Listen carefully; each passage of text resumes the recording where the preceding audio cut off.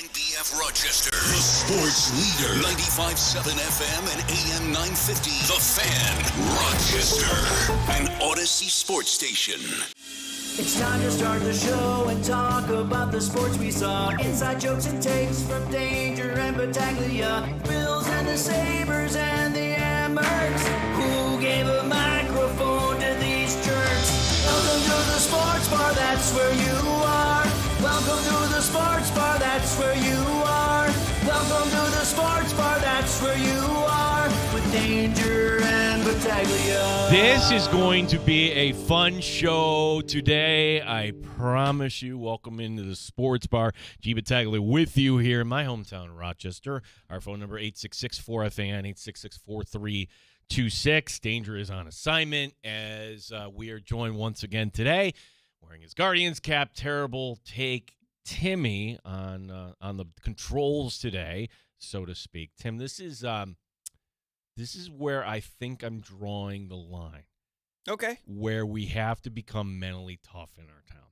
So, to me, fall, it's awesome. Football rolling into the holidays. And January hasn't been bad at all because, well, we had the Bills and a lot of conversation about the Bills. And even when it was 0, I can deal with 0 and those elements, but it's this in-between stuff that says, and it's the in-between stuff when you realize, I have one friend that's on a cruise right now. I have another that's in Florida. We all know people that aren't in town. So what I'm saying is this is the line where we all become a little bit more mentally tough. Just telling ourselves, no, it's crappy out today. It's not going to be this way forever. Can we get through the next month? Because when I get to mid-March, hey, you've got March Madness. You've got spring training.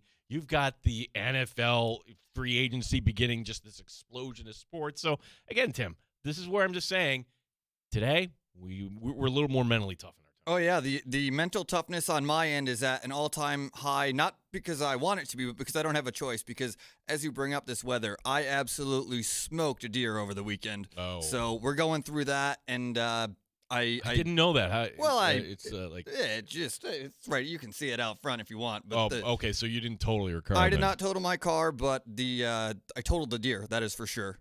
That deer is no longer with us. The car is going to go in, get repaired, fixed up. Good thing for insurance. But that was an obstacle that I was not prepared to deal with over the weekend.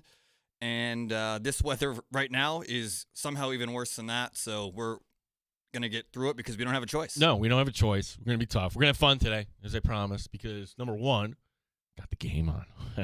Yes. They haven't dropped the puck yet on this. We'll keep you updated. U.S. and Sweden. Is this clip has made the rounds today, and this is from the Herb Brooks scene in the movie Miracle. Now, there's been a lot of different, kind of adaptations for, the Miracle on Ice team. I don't know if he really said this or not. I like to believe he said this, but it's a game where they're playing Sweden. And you could tell, intermission, team is in there, and the coach comes storming in. He's about to rip their heads off, flips over a table, and asks one of the guys, who are we playing today? Sweden. You're goddamn right, it's Sweden. You're playing the Olympics, and you guys are treating this like it's a weeknight in Rochester. Yes, and it's did he really say that or not? I want to know. We'll never know. He's no longer with us. And the fun thing is, it was not that far from Rochester when he possibly allegedly said that. No, so it's a far cry from Italy there. But hey, the fact remains, this game, it has a lot to live up to from the last couple of games here this afternoon or this morning. Those games were incredible. That Canada game was probably equal to, minus the rivalry, the Four Nations USA game last year. That game was unbelievable for all 65 or whatever minutes. Yeah, we'll get to that here in a second. Our phone number, 866-4FAN, 866-4326. We'll talk about that game and certainly keep you updated here on the U.S. and Sweden as our buddy Joe Yerdon. Shame on us. It's been since the summer since we had the noted jerk on our show talking a little hockey here. Joe Yerdon will be joining us here at the bottom of this hour. End of the show today, and she's really one of the founders for professional women's hockey, going from RIT and then playing in the original P. That would be Celeste Brown. She's the head coach of the RIT women's hockey team, and they've got a playoff match coming up this week, quarterfinal match against Syracuse. It's a one-game move on. That's 3 o'clock at the Policini. We'll talk to Celeste because you realize that league for RIT. So Syracuse's head coach isn't here because she's actually an assistant on Team Canada at the Olympics. And Penn State, well, RIT beat him last week. But Penn State was without their best player, Tessa Janicki, who is centering the fourth line for Team USA. So this league RIT is in certainly very good. A lot of Olympic ties. We'll talk to Celeste Brown as hopefully we see the Tigers go on and make some more noise here in the Atlantic Hockey Tournament. And between then, it is Wednesday, we'll talk to PJ Glasser, your host, our betting expert. And PJ loves some golf. It's the Genesis this week. And Tiger Woods dropping a hint that he'll play at the Masters. I don't want to just see him do the ceremonial tee off and then finish 8 over and then 10 over, miss the cut. I mean, there would be some people that would enjoy this, but if Tiger is going to play, and he's got an exemption, of course. He can be one of those guys that can tee off forever, and they'll all love it. But I just hope that Tiger isn't embarrassing himself. But we'll get PJ's thoughts on that. Long ways to go. Or then again, not here, Tim, because what is it? 50 days from today, we get the Masters. That's it. That's it. That's a quick turnaround, and Tiger hasn't golfed in a while. He's still appointment television, that's for sure. I remember my grandparents back in the day when Tiger was debuting in that Masters, like that was Arnold Palmer's last hurrah. I think that for a lot of people of that age now, Tiger is that person. He's still a commodity. I would watch that. I don't want him, and I don't think he would put himself in that spot. No, I mean, Tim, he still will command the news cycle. Right. He tees off, what did Tiger do today? Here's your leader. What did Tiger do? But you and I were not around to see Willie Mays falling down in the outfield for the New York Mets, but I've heard the stories. Like, here's somebody that was one of the best and didn't know when to exit stage right. So that's my fear. Maybe Tiger just proves us all wrong. I never thought we'd see him win again in 2019. But so really talk a little golf here on this winter Wednesday here. Our phone is open, 866-4FAN. We're up online, YouTube and Twitch, waving hello to everybody. You can leave a comment there, as Terrible Take Timmy is waving as well. And you can also reach us on X. The Fan Rochester is our handle. And the table is set. Before we get to the hockey stuff, Tim, I'm just going to come out with a take here, because watching the half pipe and watching some of the I've taken in a little bit of everything, and I like sports where there's no argument or debate. When you're at the Olympics and you're running the 4x4, or you're running whatever, the 100-meter sprint, it's the clock. The clock tells you that's it. Team sports, scoreboard, that's it. When you get to this gray area, the Olympics, when judges are involved, how in the world can there not be biases? By our human nature, there have to be biases. That's why I'm of the belief, and I hate saying this, but would we be better off just eliminating the human nature altogether?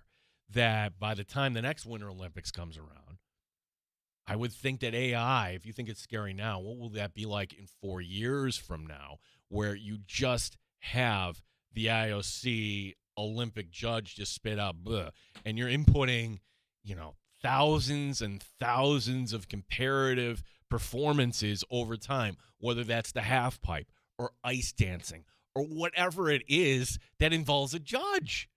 Because you were telling me the story like, hey, here's some guy who did some amazing thing in the half pipe.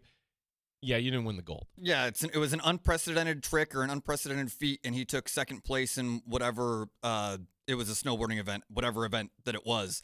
I don't know if I'm fully on board with AI. I kind of prefer it's like the tennis way, like where the lines are, and then the actual chair judge gets to dictate whether or not we're going to listen to the AI or the computer or the robot. I can live with that, kind of like how the minor league baseball did that. I would be on board with that. But if we're fully AI and all the way automated, there's too many flaws, I think, for it to be successful right off the jump. Well, right off the jump, you'll have kind of the waiting in, right? Like maybe the first year this happens, and I do believe this will happen in our lifetime, you'll still have the 3 judges, and you'll also have AI judge. I wouldn't mind them coming in as the 4th. Yeah, that would be, or 2 judges plus AI judge. Where and we're going to have something coming up quicker than you think, because you saw this in spring training. It was like, oh, yeah. And we see it here. But does the ABS really bother your experience when you go to a Red Wing game? I don't think it does. It actually gets you to sit up straighter and be like, okay, what was that? And you go to the screen. There is going to be a lot of bitching and complaining, because that's what people in baseball do. They bitch and complain, and they're not big into change. Now, sometimes I talk out of both sides of my mouth, so says the executive producer, and I'm one like, no, don't keep the American League, keep the National League. We don't need the DH in the National League.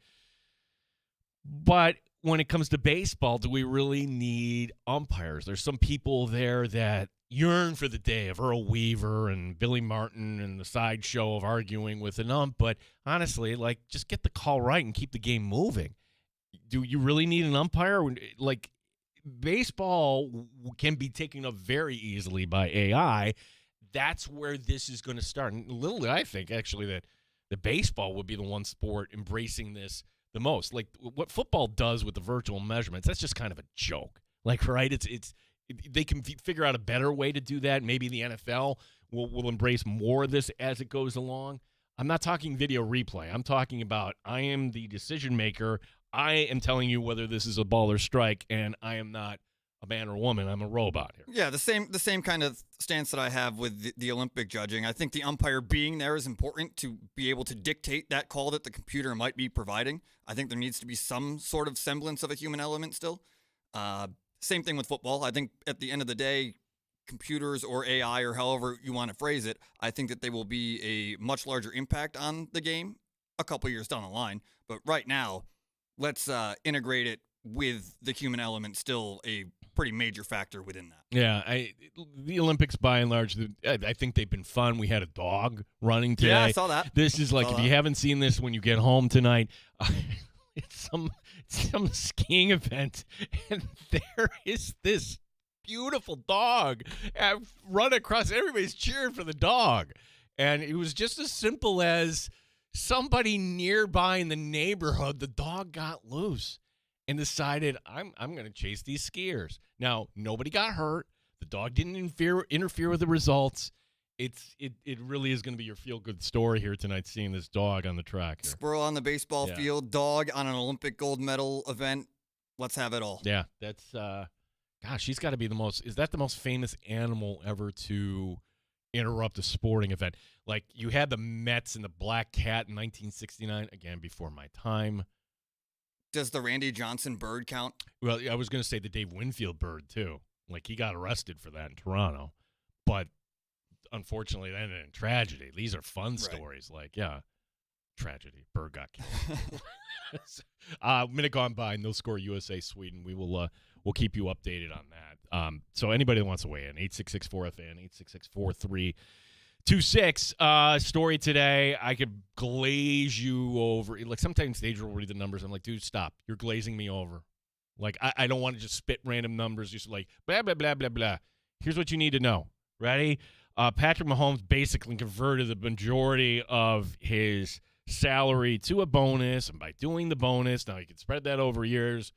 Voila, the Chiefs save a lot of money. But here's the thing: I like, maybe AI should be kind of in journalism too. ESPN's headline on their website: Chiefs open up a lot of cap space. Did they? Or are they just doing what they need to do to get cap compliant? Because the Chiefs were ridiculously over the cap. More than $40 million over the cap. This is going to get them closer to where they need to be. So when you hear that story, you're like, oh, no. Chiefs are going to be in on everybody, and Chiefs are going to improve. But you realize, whoa, their cap situation was not good at all. And while we kind of wait for the Bills here, we're kind of looking at other stories in the league. We had Matt Perino on with us yesterday. Always great to talk to Matt. Make it a point of your Tuesdays. And if you don't, hear it on Tuesday, the Odyssey app. And Tim, you are going to be doing more here behind the scenes, helping us get up everything online because we're in the on-demand world. And Matt was teasing us the article that he published today on Syracuse.com. And certainly, since Matt gives us the time, you can go check out what he said on Syracuse.com. His 5-point plan here, how to get the Buffalo Bills underneath the salary cap. Or open up cap space in general. The Bills are just a little bit over. And 2 of the 3 I agree with here in terms of, okay, just make sure that you're taking guys that you have now and extend or restructure. Josh Allen, that's an easy one. Do that. Spencer Brown. Remember Spencer Brown 2 years ago? Oh, I don't know what kind of career he's going to have. He's got back issues. No, he's turned into a dominant right tackle. And entering the season, he's going to be 28. Good time to do this. Yes, absolutely. Extend Deion Dawkins. Okay. Deion's all of a sudden become this divisive offseason figure where Matt himself raising the question, hey, should the Bills move on? Well, if you do, that's actually going to be a cap hit. I don't think I would extend Deion Dawkins. The 2 cut candidates, he definitely spells out. You would save over $5 million by letting go of Curtis Samuel. You would save over $2 million letting go of Taylor Rapp. Both those players I don't think are worthy of a roster spot right now. You wouldn't invite them back, I guess, at the 90. Maybe Rapp finds a place, as a reserve somewhere. But he just, the way he played the game for Buffalo, just very, very physical, and it took a toll. We've had him on the show a few times. I'd hate to see him go somewhere else and do things against Buffalo, but from a business standpoint, that would make sense. Matt didn't even bring up Dawson Knox, but that's another possibility, what Dawson Knox is going to make. So there's some easy moves, Tim, where last year you were like, all right, the moves are, all right, let's kind of take care of our own and then see what else is left. For Buffalo this year, I think the expectation is, all right, can you get somewhere in the neighborhood of $20 to $30 million to spend, which in theory would give you the ability for one big swing. And whether that big swing is, hey, who's a playmaker that you can insert into this new defensive alignment, that would be number 2 on my list. Number 1, it's the wide receiver. That to me is, it should be a mix. You should draft one and then draft another. Maybe you can get something out of Palmer and or Coleman. I wouldn't give up on Keon Coleman. Shakir is a given, certainly. But you got to have somebody that has some chops, somebody that has done this in this league. Pierce from Indianapolis, but if Indianapolis decides to let go of Pittman, you could do that even cheaper, perhaps. I think there are a lot of different ways the Bills can go here, and we're really not going to hear about this anytime soon. Maybe in bits and drabs, because you know what we have next week, Tim? I do. Combine. Yeah, I love the NFL. I do. And I feel like I've had this conversation for about a decade where once the Super Bowl is over, and maybe it's because I'm a Browns fan, but once the Super Bowl is over, we can fast forward all the way to the draft because my team is going to screw it up. Well, if you're going to have a role at the station, let me make sure that you kind of recalibrate here your ideas and your thoughts on this, because there are a lot of people who do.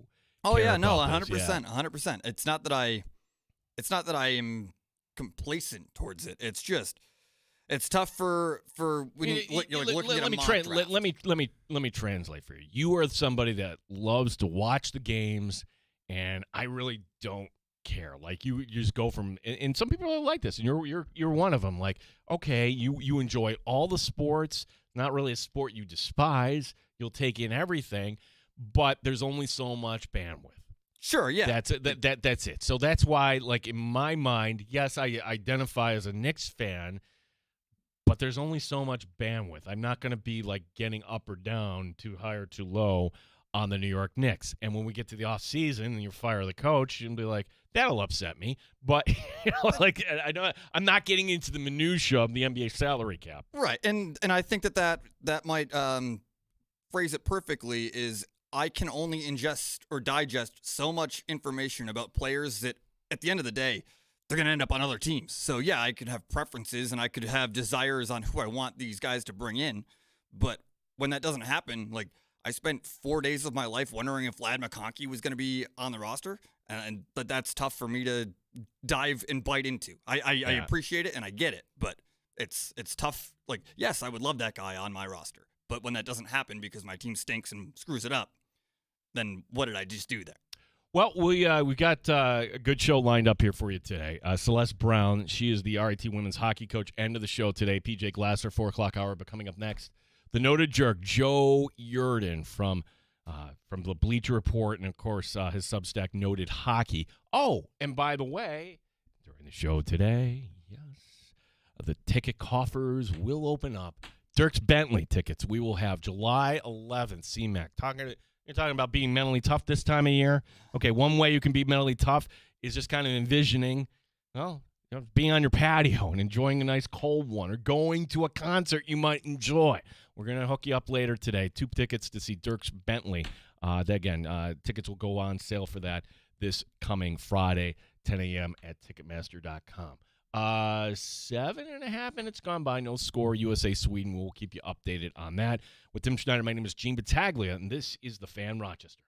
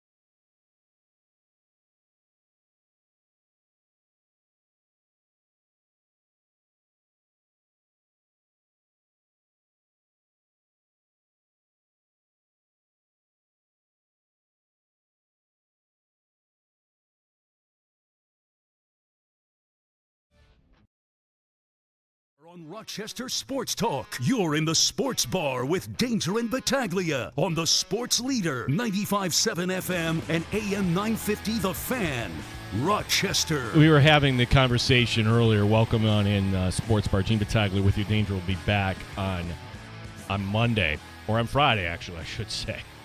Monday, a different world here. The conversation about AI and its place and how this can make potentially the Olympics better. You just kind of eliminate, judging, so to speak. But in a sport like hockey, I don't know if I've seen anything as egregious as what we saw in the Canada-Czechia game as we welcome in Joe Yurden, Bleacher Report. And Joe, I can forgive officials for, maybe missing the too many men on the ice or line changes or whatever. But this is a play where, the Canadians are shooting at the Czech end there, and there are 6 defenders, one more than should be, on the ice, packing it in. And not only do they all rush up the ice to get the goal, there are 6 Czechia players actually celebrating. But yet nobody said, how did you end up with too many players on the ice? Joe, how are you today? I'm good, Gene, and yeah, listen, that's like a classic ref blunder, isn't it? Just you kind of get caught up in the action, and you'll maybe lose sight of things, and yeah, suddenly there's 6 skaters on the ice, and you're like, wait a minute, and what the heck's going on here? And now, I don't want to give everybody too much of a break because that's a big miss. But both teams are in red. Czechs are in red and white. Canada's in red. Red, white, and black, and it's like, oh boy, like, you can lose track of stuff like that, especially when it's, the game's as tight as it is and it's as manic as it is in a situation like that where it's so tight and anything can change the game. And I mean, my goodness, we imagine if that ended up being the deciding goal for the Czechs and, Canada loses, my goodness, the news cycle would be going on for the next four years at least. Yeah, I'm, and there's things I don't know, like so Cooper on the bench and his staff. I mean, it's one thing, but I would have to think, the Canadian coaches would have to say, hey, what the heck? Blow the whistle. You could at least maybe get a linesman's attention, but then again, maybe they don't know English. You're in an international tournament. I don't know how that all went down, but I guess the big headline story is Canada escapes. Oh boy, that would have been something. And we're having this debate here the whole time. Is this the best Canadian team since blah, blah, blah? And boy, if they didn't even make it to the final, Joe, but is this just more a byproduct of, hey, this is the sport and these things can kind of happen? This is definitely the sport. And yeah, these things can happen. You're in the quarterfinals. You're against a really good Czech team. And that gets kind of lost because people are just, Czechs, they can't stand up to Canada. Well, I mean, yes, they can. And B, there's still a ton of great players on that Czech roster. I mean, David Pasternak's one of the 5-10 best guys in the league. Lucas Dostal, the goaltender, is an up-and-comer in Anaheim who's been having a strong season for them. I know the stats don't look super good, but I mean, he's a young dude who's playing really well, and the Ducks are at a playoff spot out west, out of the blue. And it's a ton of vets, and it's a ton of even some of the guys that aren't in the NHL used to be. So it's a strong veteran team. And if you don't go all out, if you don't bring your A game in games like this, you can lose. You absolutely can lose. I mean, it happened in 2006.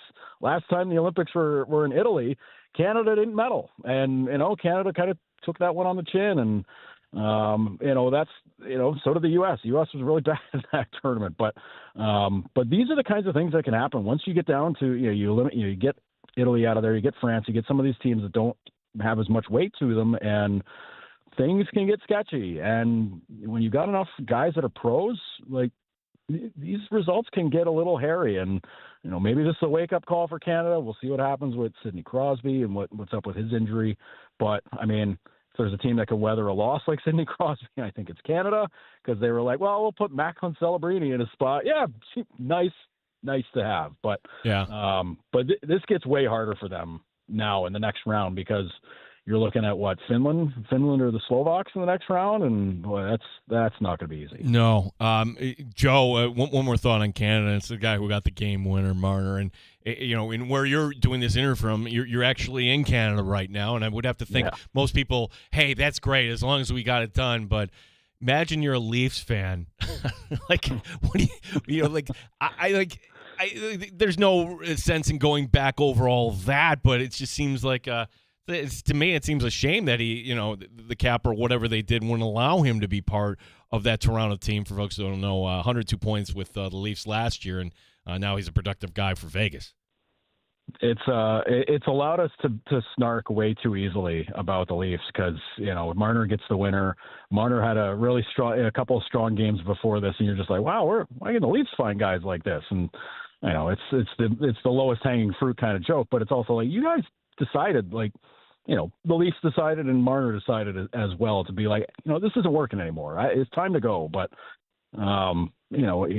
you don't just give up 100 point players just because, well, I don't think this fit's going to work, or it's, this environment's too much, or whatever it is that, again, Marner has a say in that. And he was like, this isn't working anymore. But the Leafs also could have been like, hey man, listen, we're going to work to make this better for you.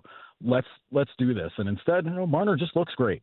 He's he's on a line with Mark Stone, and they're teammates in Vegas. So like they're able to get that chemistry going, and like whoever you put in the middle between them, it frankly doesn't matter. Put any of the centers in Canada between them, it's going to work out great, and they're going to help spur the offense on. But my goodness, it's just when you've got the speed and the skill and the talent of a guy like Marner, a 3-on-3 situation is just what that guy's made for. We're talking to Joe Yerdon, noted hockey, Bleacher Report, bunch of places you can get his contact, giving us some minutes here from north of the border. Joe, about U.S. and Sweden. Sweden, they opened up the tournament with a mad performance over Italy, but I guess that can happen, right? And the guys really haven't played together. They're coming from all different parts of the globe here. And when I saw this draw here, I'm like, oh, this isn't ideal here for the U.S. By the way, for everybody, it's scoreless, 6 minutes to go in the first. But is it just kind of also, hey, when you get down to 8 teams, all these teams you could say should have a shot?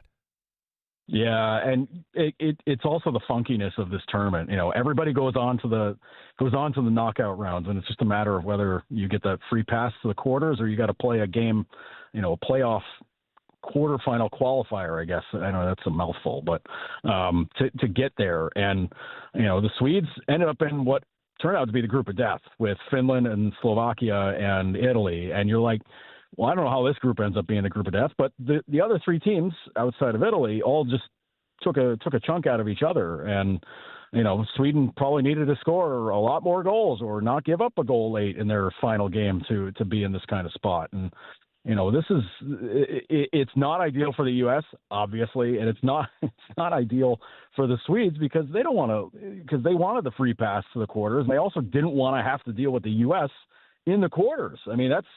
That's the hard part of it. And Sweden's been very not impressive for the most part in this tournament, but I love the way that they were methodical against Latvia yesterday. And Latvia is a tough team, and people are going to downplay them and say like, well, it's not a lot. That's a team that plays together every tournament, every year in the Worlds, and they know how to work with each other, and they play a very strict, dedicated system. And it's old Ted Nolan hockey. If you're rolling, you're going to do well, and you're going to make the day absolutely miserable for your opponent. And in this case, Sweden handled their business really well in that game. So it's like, okay, well now they're rolling, and now things are going well for them, and that's a bad sign for the U.S. It's a bad sign for everybody else if Sweden moves on, because if that team gets rolling, boy, they're an impossible team to get out. And plus, I think given the way the other games went, if Sweden wins, they get Canada in the next round. So it's not easy. Yeah, Joe, because they do the reseeding here, and we're watching this right now, still scoreless in the first, and it's fun from a Sabre standpoint, right? In this game, you have Rasmus Dahlin, Sweden, you have Tage Thompson for the United States. This time last year, the Four Nations, that was a lot of fun, wasn't it? Tage Thompson wasn't a part of that, but he got the call this year. What changed for Tage in his game, would you say, that allowed him to get this opportunity? Well, it's for Tage. He was like one of the guys in the bullpen that, because he got the call to go to Boston ahead of the final in case, a guy couldn't go, a guy was sick, whatever. Tage was going to be the next guy, off the bench to get into the game, but he wasn't part of that team from the start, and that stung him, and that stuck with him pretty hard. I mean, he was disappointed by that. He felt like his overall performance and his overall play was good enough to make that team, and honestly, it was. You look at some of the other guys that made the team, and you're like, well, how in the heck is there not room for a 40-goal guy on this roster? Like, there's got to be room for him, and he used that in the second half of last season. He had a great season last year, period. But he had a great second half afterwards because he had something to prove. And then he goes to World Championships because he knew, like, if I'm going to prove something to the leadership group of USA Hockey, it's got to be here. And then they go to Worlds, and then he leads the U.S. to, he scores the winning goal in overtime in the gold medal game and leads the U.S. to goal for the first time in 93 years. 1933 was the last time the U.S. won gold at Worlds. So it's a remarkable moment for the U.S. and for USA Hockey and all that. And Thompson's the guy that made it happen. So that's enough where it's like, well, he did that. He's in. And, kind of got out of the gates a little slow, so did the rest of the Sabres, let's be honest. But then he, 30 goals by the time they go to the Olympic break, he justified his spot. And, we've watched him in this tournament. He's on their first power play unit in a different spot than we're used to seeing him in Buffalo. He's playing, kind of down low, net side. And then he scores a great goal early on the power play. He's been really good. He's been really good for them. And, he's paired up with Dylan Larkin, and I think Clayton Kellers now is on that line. So it's a good trio, and he's made his mark. And, that's a big credit to him for the work that he's put in and, kind of playing with a chip on his shoulder. Watching this, whatever happens, whether the U.S. wins it all, the first since 80, if it ends up being at the Olympics, it's been fun, and I think it will be fun. And it just makes me wonder how we weren't doing this, Joe. I hope the powers that be in hockey, and yes, you have to give up a chunk of the schedule during a prime time, and yes, NBC's not a premier partner, but Joe, doesn't what this is providing for the sport and interest for the sport and everything else, doesn't that outweigh everything else? You would think, and this is kind of what we thought going back, back to after the 2014 games, and you're thinking there's no way they're not going to go back in 18, right? And then they didn't. I think the games were in China and in Asia, and you're just like, well, people here are going to get up in the middle of the night to watch these games live. They 100% will. You put a U.S. or a Canada game on at 12 o'clock, 1 in the morning, people are going to get up for that, or they're going to stay out for it. It's depending on how your nightlife is. But it was the kind of thing where a lot too much thought goes into ratings and what it means, and condensing the schedule to put it somewhere where it's a lot harder to watch the games live. And I think some of that stuff you just got to throw out the window, because the hockey, when you get to this stage, I know the group stage can be a bit of a slog when you're watching Italy, Sweden, or you're watching some of these teams that are just going to get their teeth kicked in, and it's not as exciting. But now, when you've got all the big heavy hitters going against each other, this is what it's about. It's the single knockout, it's the great games, it's the everything's on the line, especially in the quarters, because you lose, you're not getting a shot at a medal. That's it. Your tournament's done. You're going back home. And in this case, I think we're fortunate because the Olympics in 4 years are in France, and then 4 years after that, it's back in Salt Lake for the first time since 2002. So it's, get used to this. We're going to see it, but now also every two years in between, we're going to get the World Cup. 2028, we're going to have the World Cup of hockey. It's going to be like Four Nations, except 4 more teams are going to be involved, and it's going to be a lot more fun. Yeah, exactly. That is going to be a lot more fun. And I don't know if it's a great point about the time zones here and why they might have kind of gone away from it. I don't know if we'll ever have an East Coast, Winter Olympics ever again in our lifetime, Joe. As much as I'd like to see them go up to Lake Placid, I think probably the world has passed us by here in our little corner of the world here. But. And this is going to be a kind of a communal event. Like our studio tomorrow, we're inviting people down. We're going to be working in the studio, and we're going to have the U.S. women going 1 o'clock Eastern time tomorrow against Canada. Is anything slowing this U.S. team down? This is U.S.-Canada. Joe, I never thought entering a game we would see such a gap between the two programs.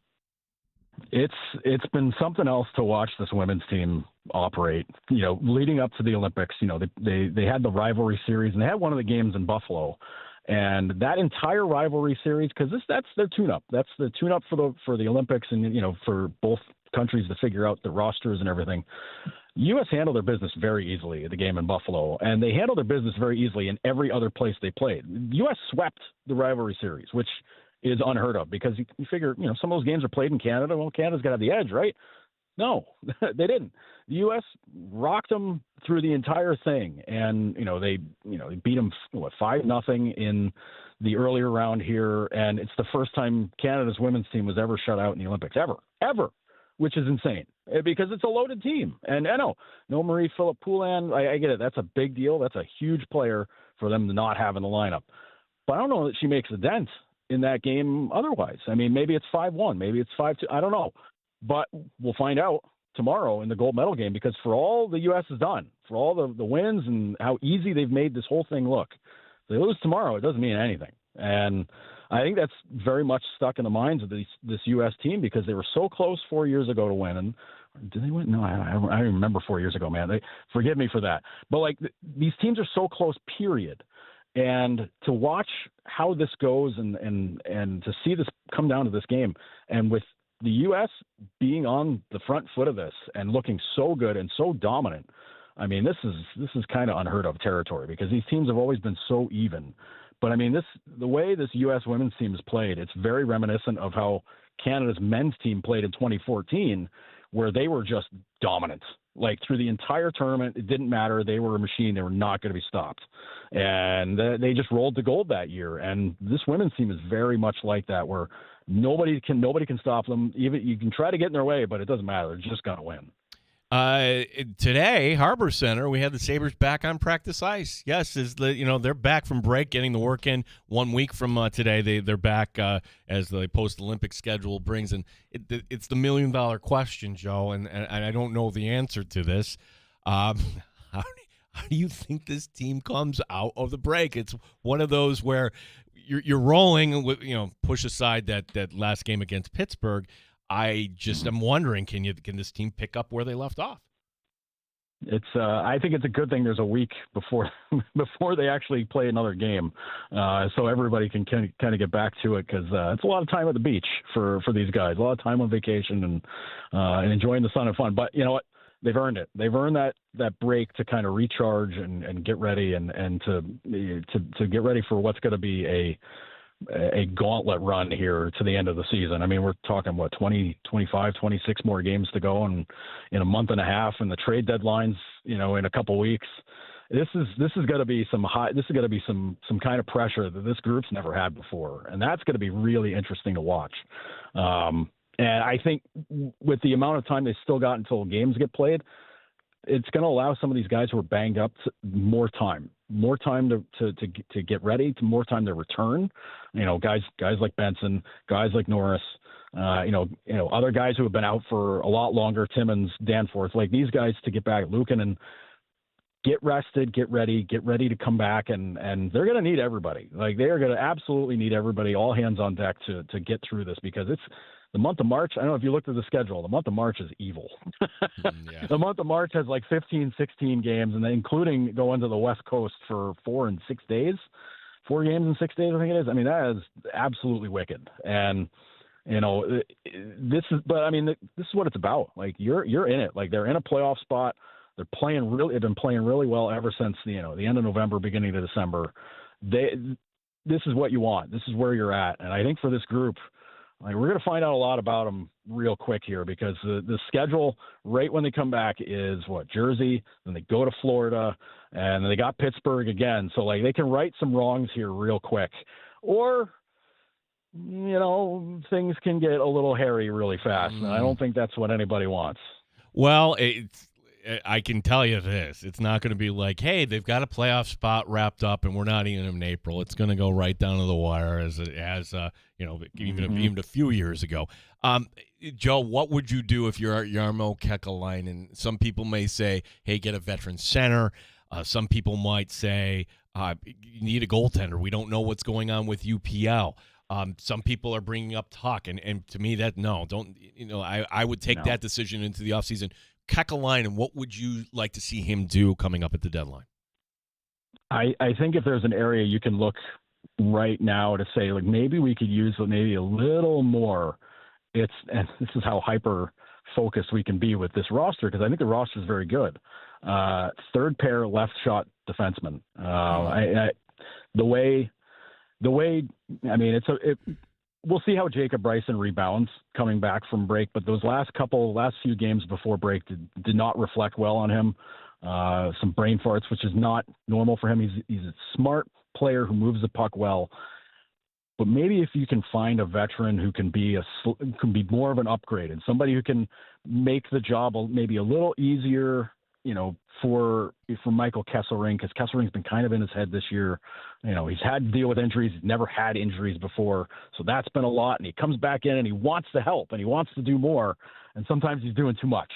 But you also need some reinforcement there to kind of make the job easier on your top four, because your top four have played a ton of minutes. Dahlin, Samuelson, Byram, Power, they're playing a ton of minutes. And I think you're going to need them a lot down the stretch here, obviously, but also, like, if you can maybe ease things up just a tiny bit on them and make it a little less stressful, I think that goes a long way to making your team more efficient, a little bit better on the back end. Not that they've been bad. They've been very good on the back end, and they've been very good about holding leads and whatnot. But I would take a peek at that spot. I'm not saying you definitely have to add, but that's an area where, if somebody's there that you can maybe feel like is an upgrade, then I think maybe you look there.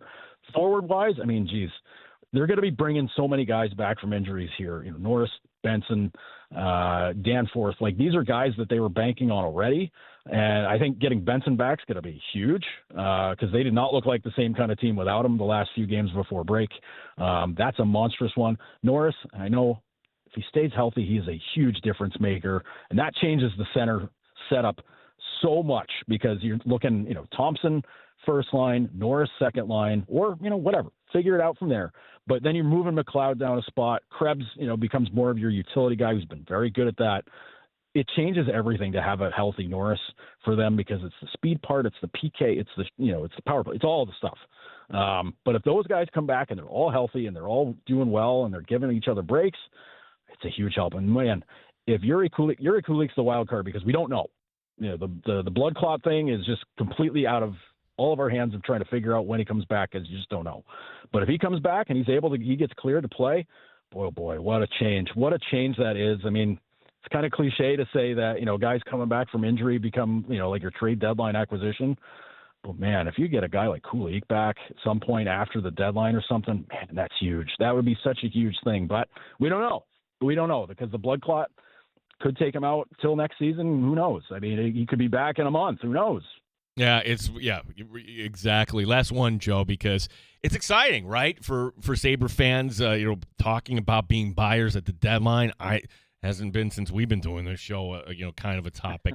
But there's a yin and the yang to it from where we sit here in Rochester here, because you're talking about the Sabres being buyers. You just don't go buy things at the deadline without paying something in return.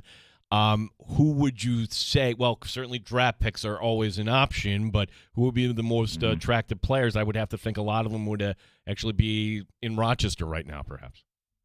Yeah, I assume Kekalainen's he's been getting calls probably a ton on Consol Ennius, and no, brother, no, that is not ever happening. Nope. Forget it. That is never ever happening. The biggest worry for the Emirates is that injuries come back with a ferocity that Consol doesn't get to play that doesn't get to play in Rochester because he'll be in Buffalo. But I think if there's an area to maybe worry about, maybe you lose a defenseman there, because I think where Lindy and the staff believes, who their defensemen are, is kind of set in stone right now. But that doesn't mean you can't lose a guy who's been in Roch for most of the season. That maybe that's somebody that moves out. I think we could probably pick out the names there easily for guys that might be attractive to other teams that maybe they'd have more of an opportunity for them. I think that's a spot. I don't think you have to worry about forward necessarily, like losing any forwards there, because I think where where Rochester's at forward wise, maybe Roseanne. But I think everybody who knows Roseanne, like they know him. Like there's not a lot of research to go out there about him. But I mean I look at guys like Roseanne and like Ryan Johnson. I'm just kind of like, well, those are your black aces in the playoffs. If you get that deep into the playoffs and you need black aces, like those are your guys that are in that spot. But I think that if there's ever a time for Buffalo to just start spending picks to add players, it's now. Like picks are great to have. You want to have picks. You want to keep the farm full. But I mean, if you're talking playoffs, man, like spend a pick to get a player. Like your young guys that you've got in Roch are kind of handling their business right now, and there's a lot of pressure on Roch. They got playoffs to be concerned about. Joe Yurden, noted hockey Bleacher Report. Tell everybody where they can get your content as soon as the Olympics are over. Joe, it is on in terms of consuming Sabres content here. Oh yeah, Sabres stuff. Find me at notedhockey.com. We'll be digging in hard there, hitting the road a lot more for Sabres stuff because boy, we're talking playoff hunt.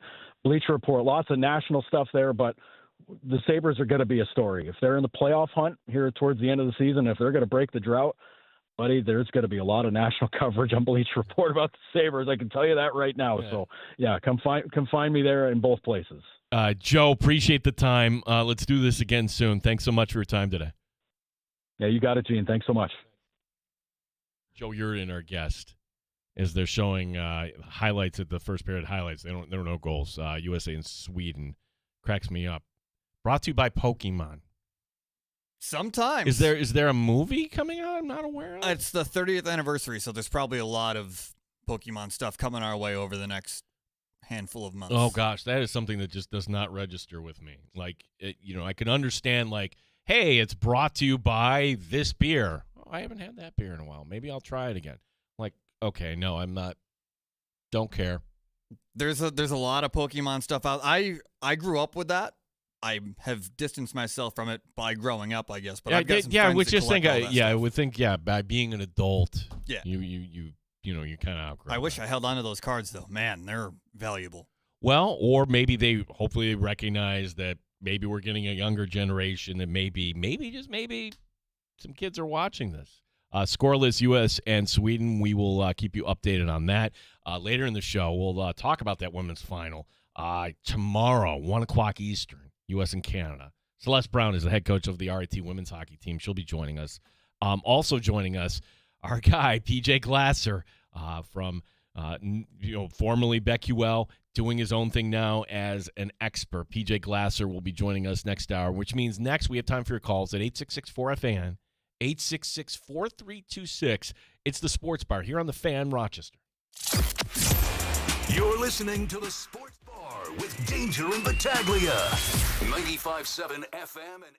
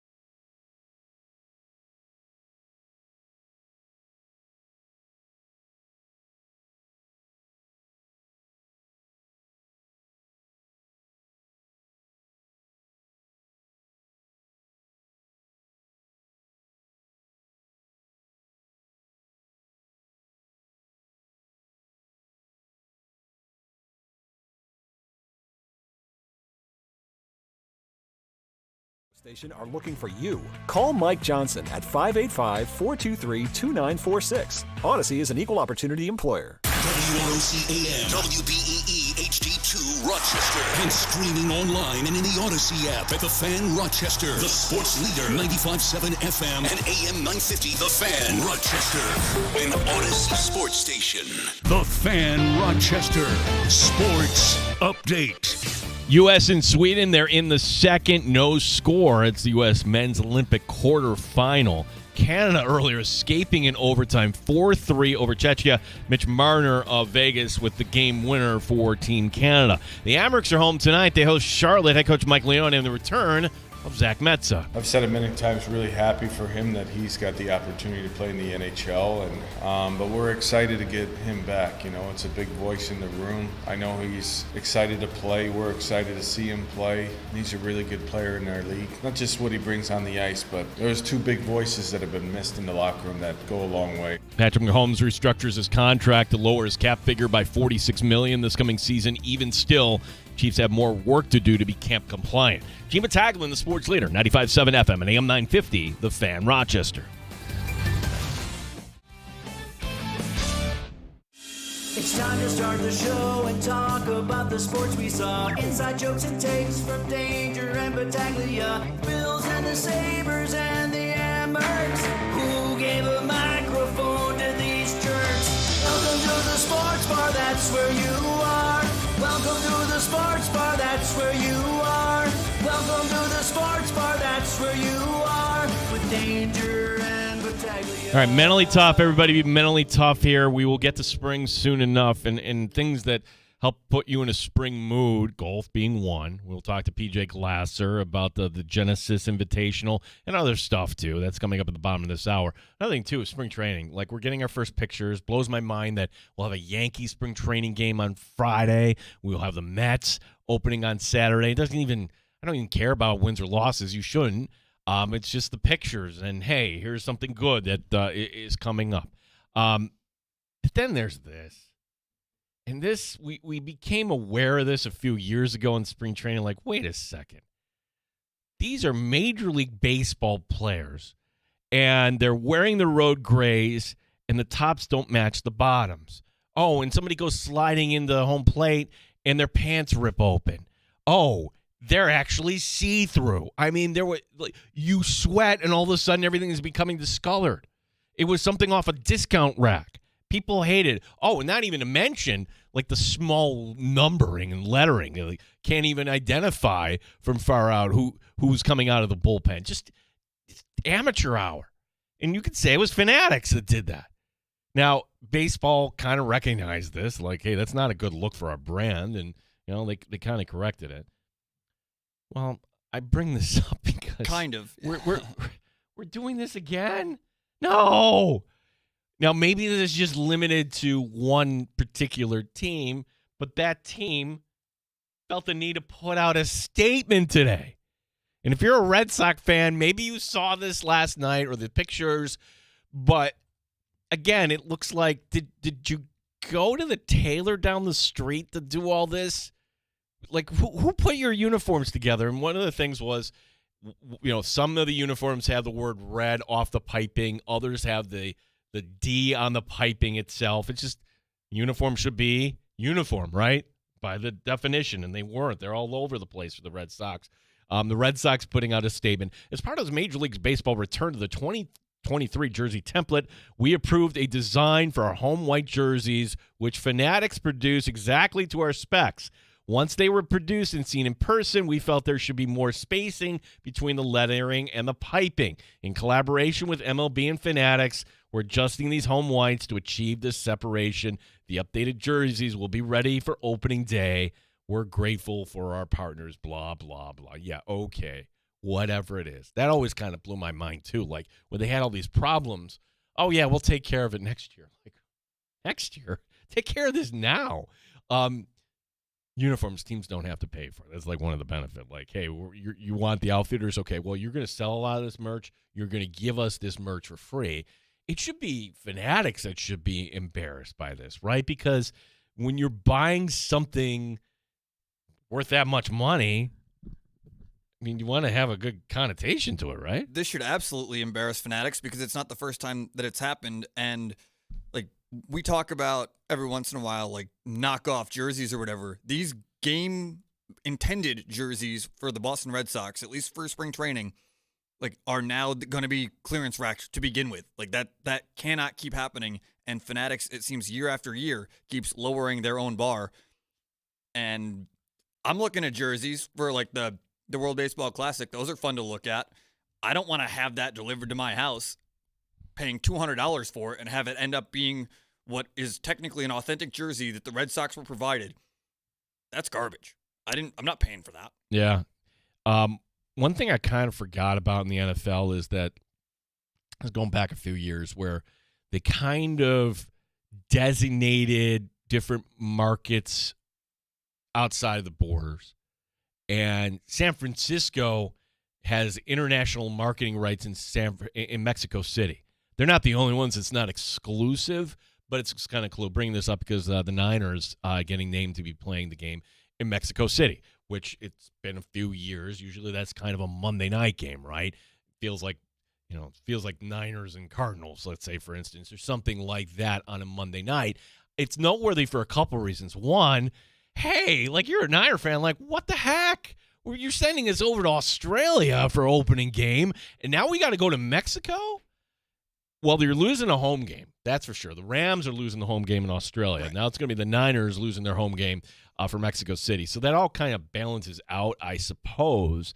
But you can almost narrow this down because there's other teams that have the marketing rights in Mexico City, those being the Raiders, Broncos, Dolphins, Rams, and Cardinals. Those teams are all on the schedule next year to go to San Francisco. It can't be the Raiders. I'm sorry. That would be so mean, right? For any Oakland Raider fan, right? That, all right, I guess it's still part of my heart, but, well, we'll just take the BART. We'll go over them. Actually, it's not the BART. What am I saying? It's in Santa Clara. We'll take the long drive over to Santa Clara, all right? Like, Niners don't play in San Francisco. Point is, like, that would have been, like, fun. Like, hey, here's an old-time Bay rivalry matchup. You can't take that away. Feels like the Denver Broncos, something like that you would say. You might want to throw – the Raiders have the first overall pick. That makes Fernando Mendoza, assuming he's the guy, a pretty appealing player to pull over there for one of these marquee international games. The Broncos could be the answer. You're probably going to pull one of the other teams that have the region backing. So of those 4 or 5 teams you just mentioned, I think I'm going to go with the Raiders, despite it being disrespectful to Oakland, I guess. But I don't think the NFL is worried about Oakland anymore. They just want to make money no matter where that money comes from. Mendoza, his family is from Spain, went to Cuba, was born in Boston, ended up playing his high school ball in Miami. Oh, I didn't mean anything by... Oh, no, but I'm just saying, like, it's funny, like, how, like, you would think, like, It's just a marketable first overall pick guy. For sure. Like, they're going to want to put him out there, and it's going to make the Raiders sort of relevant this year. That's why if I'm the silliness, and I'm listening to our midday show, Black and Adela, and they're based out of Chicago, and it was almost like if, like, Danger and I were doing a show in Chicago because somebody dropped a hint, like, oh, my gosh, could Max Crosby get traded to the Bears? This is what we need. And okay, Max Crosby wants to get paid. That's what really this is all about. And if you're the guys, look, they do a good job on that show, mind you. But they're making the argument that should be the Bears should be making this move because they have Caleb Williams on the rookie contract. Okay. Don't the Raiders have a quarterback on the rookie contract too? Now, Mendoza's not going to be at the level of Caleb Williams, but maybe next year, the year after, I mean. Like year number 2 or Caleb Williams, it would be reasonable to expect that curve. Like you can pay Max Crosby if you're the Raiders. Unless that relationship is fractured based on how they concluded last season with shutting him down to make sure that they got Mendoza or whoever they end up deciding to select. All signs point to Mendoza, so we can assume it from here in February. But if the player doesn't want to be there anymore and they kind of kicked him out without him asking to be kicked out last season, Maybe that's. I think. irreparable. Well, I think we moved on from that point. I mean, that's where I don't think it. Like everybody's saying nice and everything like that. So it's to me, it's clear that he's going to. I could be wrong on this. That the Raiders could just say, okay, here's the checks, Max, and here we go. And that's entirely likely. We sat through it last year with Myles Garrett, where he demanded a trade and then got paid. So everything is fixable when the dollar signs are correct. So 7.5 minutes gone by, no score, and it's going to get a little sweaty here, so to speak. My palms are sweaty right now. This was the draw I don't think you wanted if you were, and they recede, mind you. So if Sweden wins this, congrats, you get Canada after this. So tough draws all the way around at this point. I mean, right. So like for the U.S., I mean, if they win this game, it feels like it's the way Sweden is playing this. It's going to be 1-0, 2-1, something along those lines. We're going to be hard pressed to find a game where Czechia and Canada delivered us earlier, where Canada was actually down late, 3-2. They get the tying goal from Suzuki on a tip-in and then send it to overtime. And Canada ended up winning it on the Marner one. But then it's the go-ahead goal before the Suzuki goal that it just kind of cracking me up that it's Canada with the puck in the Czechia zone, right? 1, 2, 3, 4, 5, 6 defenders plus the goalie. Okay, there should be an arm up in the air. No. And, Tim, I can forgive like a line change where it takes you half a second if you're a linesman. All right, then the stop and then the rush up the ice. And, of course, it's going to be an odd man rush because you have an extra skater on the ice. And Canada gives up the goal. I'm trying to imagine a world where Canada got eliminated because for close to a minute of play, you had an extra player on the ice for Czechia. Who is officiating that game? Furthermore, like, what are the Canadian coaches doing? I would be screaming at the top of my lungs. To not notice that sixth player for that long in a game with those stakes, I don't think I can ever recall something like that. There's been some pretty egregious offside that had been missed before, and maybe a penalty that could or could not have been called that has happened, but to have an extra player on the ice for an entire full shift and get away with it is unprecedented, at least in my eyes. So Joe Yurden earlier joined us, and he brought up a great point where, hey, it's an instance where the officials are getting caught up in the moment too, that they're just watching the play and not doing what they're supposed to be doing. Everybody should be paying attention. But if you've been doing it for a long time, I'm not talking years, I'm talking decades, that should be something easy for you to spot. Easy. Like the extra man on the ice. Wait, something doesn't look quite right. Okay, arm goes up in the air. You don't need to call it right then and there, but my gosh, if 10 seconds goes by and you don't pick up on that, what is it that you're doing? Then they even kind of make it even more funny. And this is why I don't even think Czechia did this on purpose, obviously.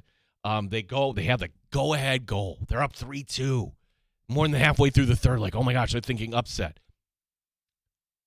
All 6 guys are celebrating in the huddle. All 6 guys are celebrating on the ice. I don't think the broadcast caught it. I don't think, obviously, the officials didn't catch it. No, the broadcast should catch it, too. I think it went completely unnoticed all the way through from start to finish. And it's not a great look, but it is sure fun to look back at now. And, like, it worked out, I guess, or they don't have to explain themselves. But, man, to have that happen in a game of those stakes with Canada, of all teams, like, I cannot process that happening in a Stanley Cup game, let alone an Olympic eliminator game. Yeah, and this goes back to the having announcers actually at the arena. Very true. Where like when Don was going through this, where we're in the pandemic and he has to do it remotely, how do you know when the goalie's pulled? It's not like, okay, just like you have the one camera. In an instance like that, you're not seeing the full ice. You've got to kind of see, hey, what's going on, and you got to be able to tell the viewers. It's too short an ice there to be you see on the ice. So interesting kind of move there today. Canada winning, they go on to the semifinals, and again we're now at the midway point. USA and Sweden no score. The women's final is going to be tomorrow. Cannot wait for that. 1:00 Eastern, 1:10 Eastern. We'll talk to Celeste Brown. She's the head coach for the RIT women, who will be joining us. Head coach for RIT women. She She actually coached against one of the players, Tessa Janicki, and RIT this week playing Syracuse in the Atlantic Hockey Playoffs. It's a one-and-done game. It's a knockout game, essentially. Yeah, the Syracuse coach isn't there. She's over as the assistant coach in Canada. So certainly some ties to the Rochester area when it comes, not to mention Haley Wynn doing a fantastic job out of Webster for Team USA.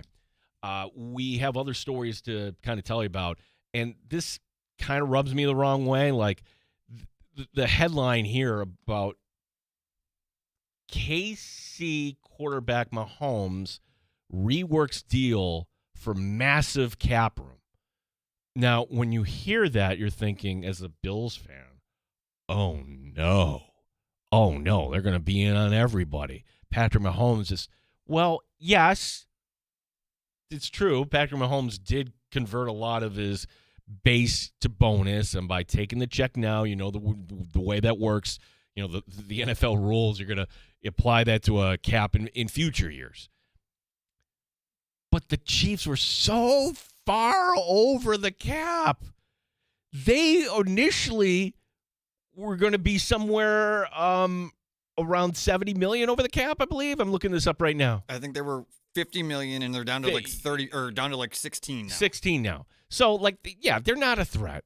Not a threat whatsoever. Like it's a tough way to phrase it, though, right? Because they created space. They just can't use any of it because they still have $16 million to shred. Yeah, so, and they can do that by cutting a player here or there, but it's one of those, okay, everybody take a deep breath, because you hear that, and I'm not following Chiefs football as closely as some, but then, oh no, who might be in competition for some players? Kansas City is only going to get ring chasers in free agency, meaning guys that are going to be able to get cheap. Now, they do have a top 10 pick, and they are in a division that, yes, Denver did make it to the AFC Championship game. I don't think that division is all that scary.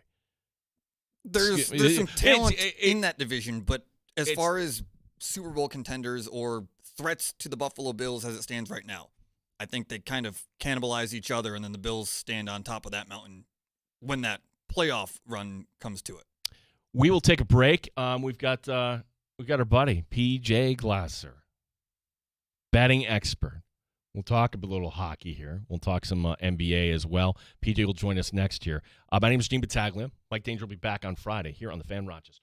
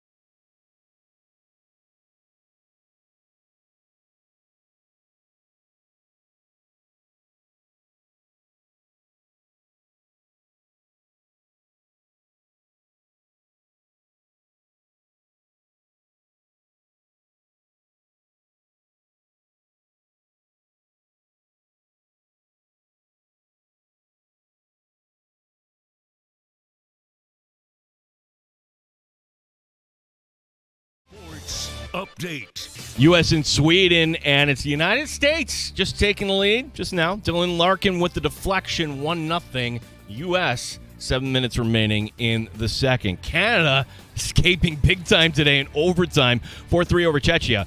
Mitch Marner with the game winner. Locally, tonight, the Amerks taking on Charlotte. Head coach Mike Leone talking about the opponent. Well, this is a whole different animal tonight. No matter who's in the lineup, they play the same way. They play a relentless style of hockey, and they pressure the puck, and they come at you in waves. They play extremely hard. So if you're not ready to compete for, not just a couple periods, it's got to be a full 60-minute effort tonight. Don Stevens, Andrew Mossbrooks will be by with the call at 7. Patrick Mahomes restructuring his contract. Gene Battaglia, the sports leader, the Fan, Rochester. Neat or on the rocks? It's the Sports Bar with Danger and Battaglia on the Sports Leader, 95.7 FM and AM 950 The Fan, Rochester. Yeah, if there's one city that hockey never stuck. Some might say Cleveland, but they do a good job with the Monsters, and they have a little bit of history with the NHL going way back to the Barons.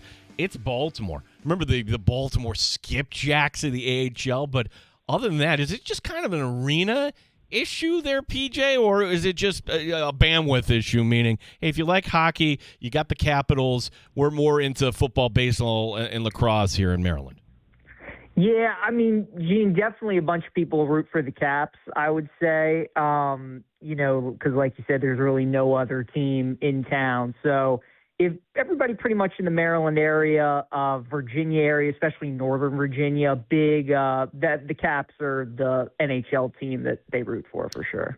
Today, I never thought we would have a scenario where where Team Canada, a prohibitive favorite, was actually plus money at the end. They somehow pull it out there, PJ. Your thoughts on what you've seen so far here on the men's side, and is there anything worth playing? Because to me, hockey is the sport where, hey, I could tell you what I believe, but I take the NHL Stanley Cup playoffs. It's just so unpredictable that when it comes to my money, I like things that are easier to handicap.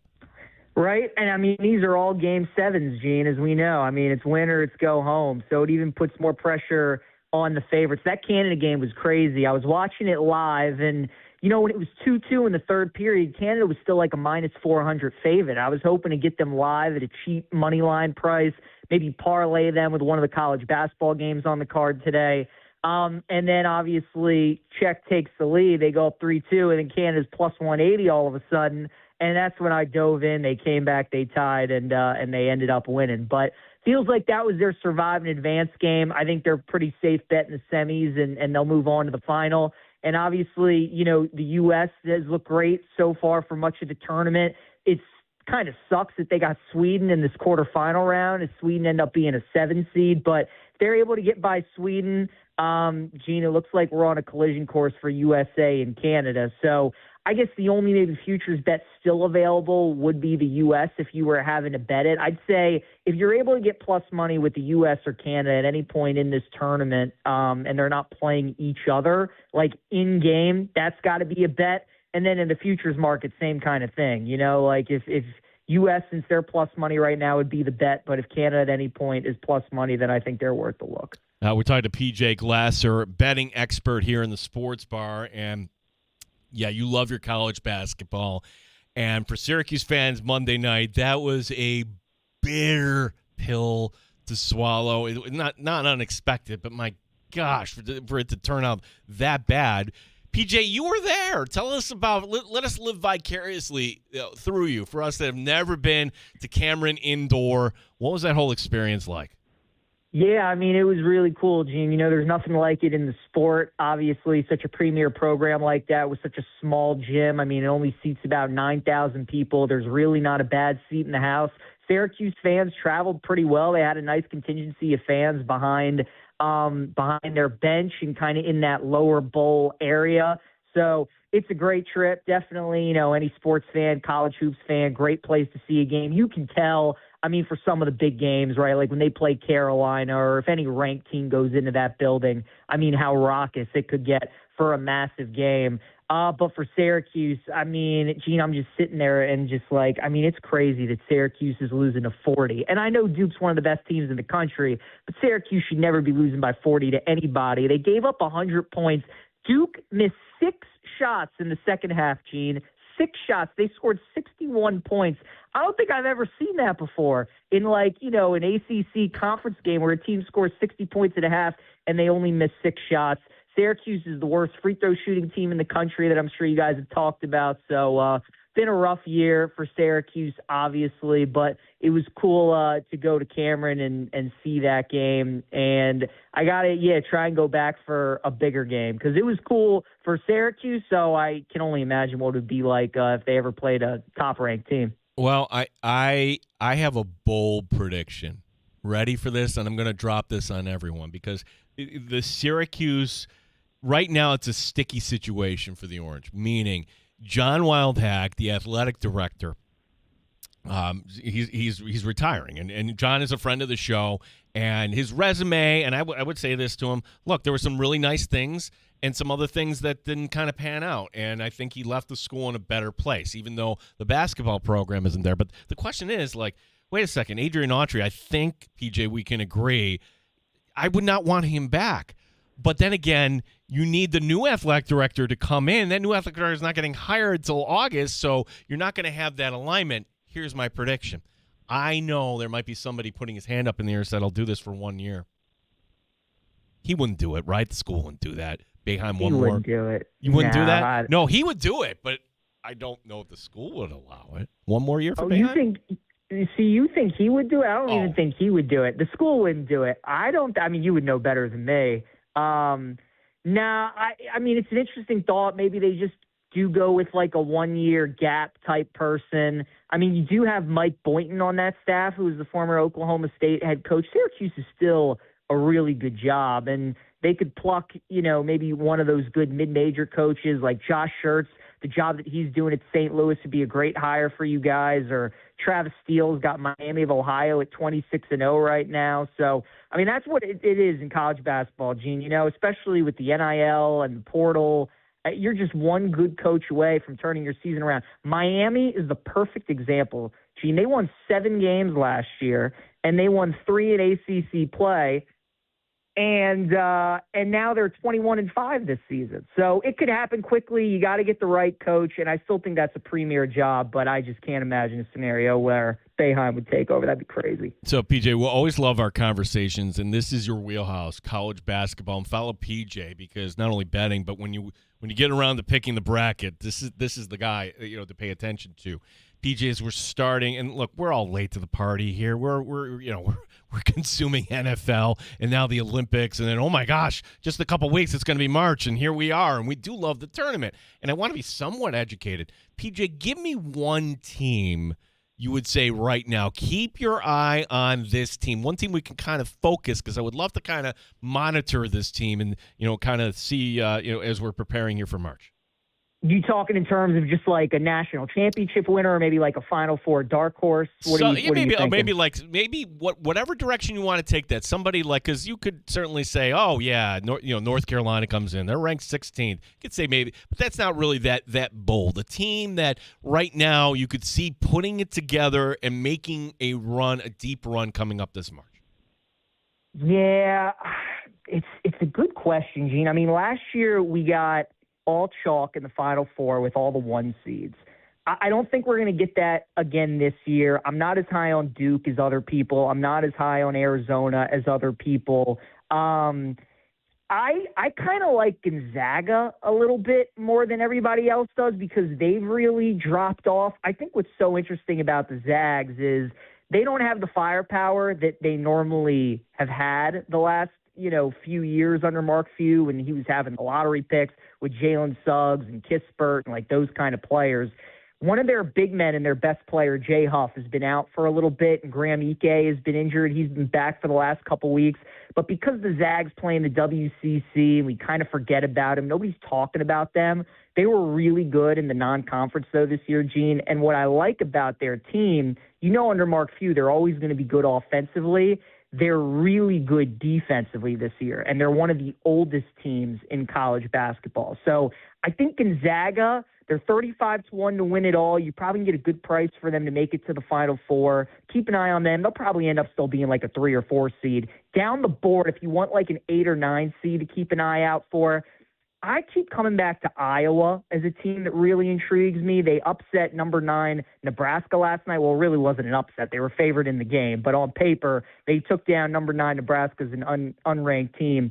I just love the combo of head coach and point guard, Gene. Like, that's usually one of the things I look for in March. Do you have a great head coach and do you have a good point guard? Those two things normally carry you a long way. Iowa checks those boxes. Ben McCollum's terrific. They won 30 games at Drake last year. This is his first year at Iowa, and he brought his point guard, Bennett Sturts, with him. He's one of the best point guards in the Big Ten. So if Iowa gets like a 7, 8, 9 seed, depending on maybe who the 1 or 2 seed is in their region, Gene, I could see them causing a little havoc. But as for like those top 3, 4 seeds that maybe nobody's talking about that can make a deep run, maybe even win a title, I think maybe Gonzaga would be the team that I would look at. So, and to back it up, and I don't know your thoughts here on KenPom, but I find it to be kind of a useful tool, right? And there are 3 teams right now in top 10 for both offense and defense adjusted rating, being Michigan, no surprise, Duke, who said, okay, be cautious on Duke, and Houston always seems to be kind of in the mix. But if you're looking for the next tier down, teams that are in at least the top 20, if not top 10, top 20 in both categories, you've got Iowa State, you've got Gonzaga, there's Gonzaga. And tell me a little bit about Vanderbilt there, PJ. That's another team that is popping into the top 20 in both categories. Gene, the metrics have been loving Vandy all year. They've pretty much been a top 20 team offensively and defensively. I love their head coach, Mark Byington. He's great. He was the coach at James Madison a couple of years ago when they were a 12 seed, and they just whooped Wisconsin, start to finish, just absolutely smoked them. So he's a great coach. He got Vandy to the tournament last year. In his first year, they lost to St. Mary's. You know, Gene, in the tournament, I usually like to fade teams that people talk about them as like the try-hard teams, right? Like all these analysts will come on TV or the radio and they're like, oh, I love how hard this team plays. I love how much grit this team plays. Like in the tournament, you need dudes, you know, you need pros, you need lottery picks. You need guys that can get buckets in the half court. You need guys that can take over games late. And Vanderbilt's a good team. They're a fun team. They can score. They can defend. But again, I worry about them when they go up against some of these top-tier teams. Their schedule hasn't been as tough in the non-conference as you'd like to see. So I'm out on Vandy. Nebraska is another one of those perfect teams that it's been a great story. You know, a lot of these people are going to see them in March on the 2 or 3 line and be like, wow, Nebraska's a great team this year. Gene, I think this is a team that has never won a game in the NCAA tournament, period, ever. So talk about all the pressure that they're going to have on them in their first opening round game. So yeah, like Vandy, Nebraska, like those kind of teams are teams I would look to fade. Michigan State's another one of those teams. Yes, Izzo's still there, but it's another one of those try-hard teams that like they just don't have any pros, any difference makers. So those are the kind of teams that I would look to fade. PJ, my cure for everybody here is we're in this bad stretch of winter weather. Just turn on the TV, watch a little golf, or watch a little spring training, right? We get the Genesis this week here, and the Genesis Invitational, and, of course, Tiger showing up and dropping it. Before I ask for your kind of plays here in the Genesis, like your take on Tiger, right? Because as much as I want to see him out there, I don't want to see him out there missing the cut by 10. Who am I to say, like, don't do it here, Tiger? But interesting that he's dropping hints there that he's going to actually perhaps be ready for the Masters. Yeah, it is. And, you know, I'm kind of with you. Like, I mean, anytime Tiger tees up for a tournament, it's great to see him out there and competing because he's the greatest of all time. But it's just, I mean, especially at majors, like it's just past the point where he's ever going to win one at this point. Augusta, you can never count him out to miss the cut just because he's made it just about every time he's teed it up there, and he knows that place so well. But yeah, if he plays, Gene, I mean, especially on that Friday, he's really going to be feeling it and it's going to be hurting. So I don't know. I mean, only Tiger knows how he's feeling at this point, but it is interesting that maybe he's going to tee it up and give it a go. I Personally, though, I don't know if he does. And if he does, Gene, I'm hoping that the betting markets give us some good odds and we can look to fade him because, I'll be that guy to fade Tiger. If I can make some money, absolutely. Yeah. Well, we forget how much happens in a year. It was this time last year. The wildfires were just tearing apart Southern California there, Los Angeles. It's back at Riviera this week there. So your thoughts on the course and some thoughts on who this might suit. Who do you like here? Some plays for us here, PJ. One of my favorite tournaments of the year in golf, Gene. I love Riviera. I love the Genesis. Always a great field. This year is no different. Scheffler's your big favorite, as expected, 3-1. But the guys right after him, Rory and Fleetwood, I think could have some good weeks, Gene. Riviera is one of those courses that it tests your game. They're having the Olympics in LA at Riviera in 2028. They're hosting some majors in the 2030s at Riviera. So it's a major championship venue, major championship golf course. All the pros and the caddies talk about how much they love it because it's a demanding test, but it doesn't trick you. You hit a good shot, you're rewarded. You hit a bad shot, and you're going to make a big number. So I'm just looking for the elite golfers, the guys that are great ball strikers, the guys that have good short game. Rory can power his way around that course a little bit. He's had some good finishes at Riviera. I thought he did some good things at Pebble this past week. Fleetwood played well at Pebble also. So, Gene, in these early season tournaments leading up to the Masters, you can usually come back to guys, multiple weeks. Guys that tend to play well this time of year, it tends to add up over 3 weeks, 4 weeks, 6 weeks, and they tend to play well for a little bit. So I'm just going to continue to ride the hot hands. No long shots for me this week. I just look at Rory and I look at Tommy at Riviera. Nice. PJ, the NBA back in action tomorrow night after a break, full slate. And gosh, it seems like this league has a PR problem right now, doesn't it? It's like we should be talking about some of these teams, some of these athletes. There's certainly a lot of talent, and we're talking about tanking and things that really, aren't enticing. And when you couple in load management and players dictating where they want, it's just overall it kind of, lessens kind of our fan experience. But I guess I'll ask you the tanking question from this standpoint, PJ. Since you've been doing this, is it getting easier or harder around this time of year, identifying those teams that are just licking the stamp, mailing it in, not really caring here? Is there something to be said to trying to go against those teams, or does this point spread or, the props and everything else make it prohibitive to go against that sort of action?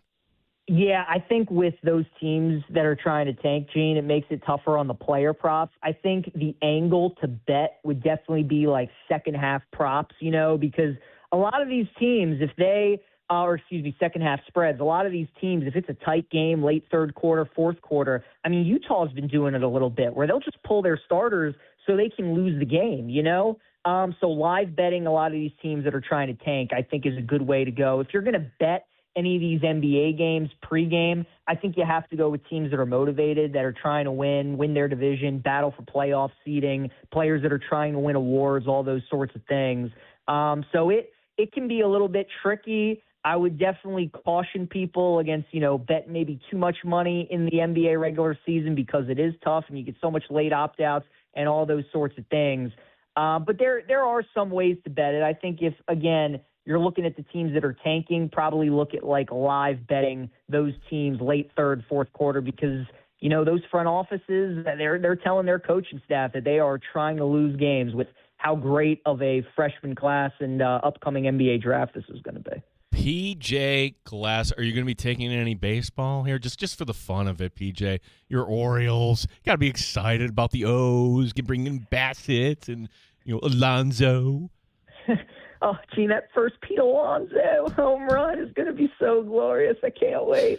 Not going to bet any spring training. I do see, though, we have some lines out for opening day on March 26th, which is kind of making me laugh a little bit. We don't even know the pitchers that are starting. We know there are going to be injuries that happen in between now and then, but yeah, no, go ahead. You can bet some of these opening day games if you want to bet them, which is pretty funny. I'm going to be staying away from spring training then. Well, just take spring training for what it is, just an opportunity to get pitchers all warmed up. Maybe next week. How about this? Because we will be coming up on the World Baseball Classic, which I'm totally in on, by the way. Mm-hmm. And also, I think we can look at some of the, these prop bets for the season, right? Futures, so to speak, or the over-unders in terms of win totals here.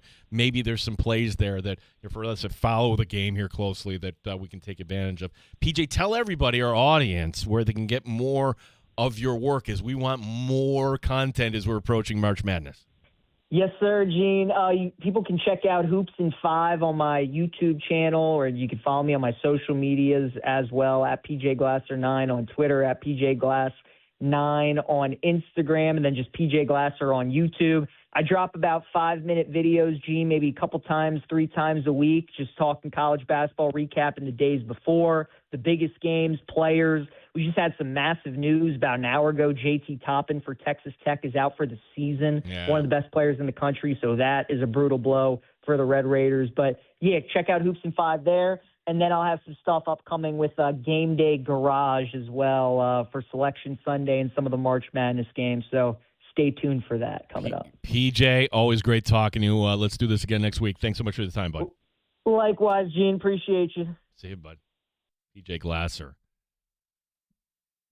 All right.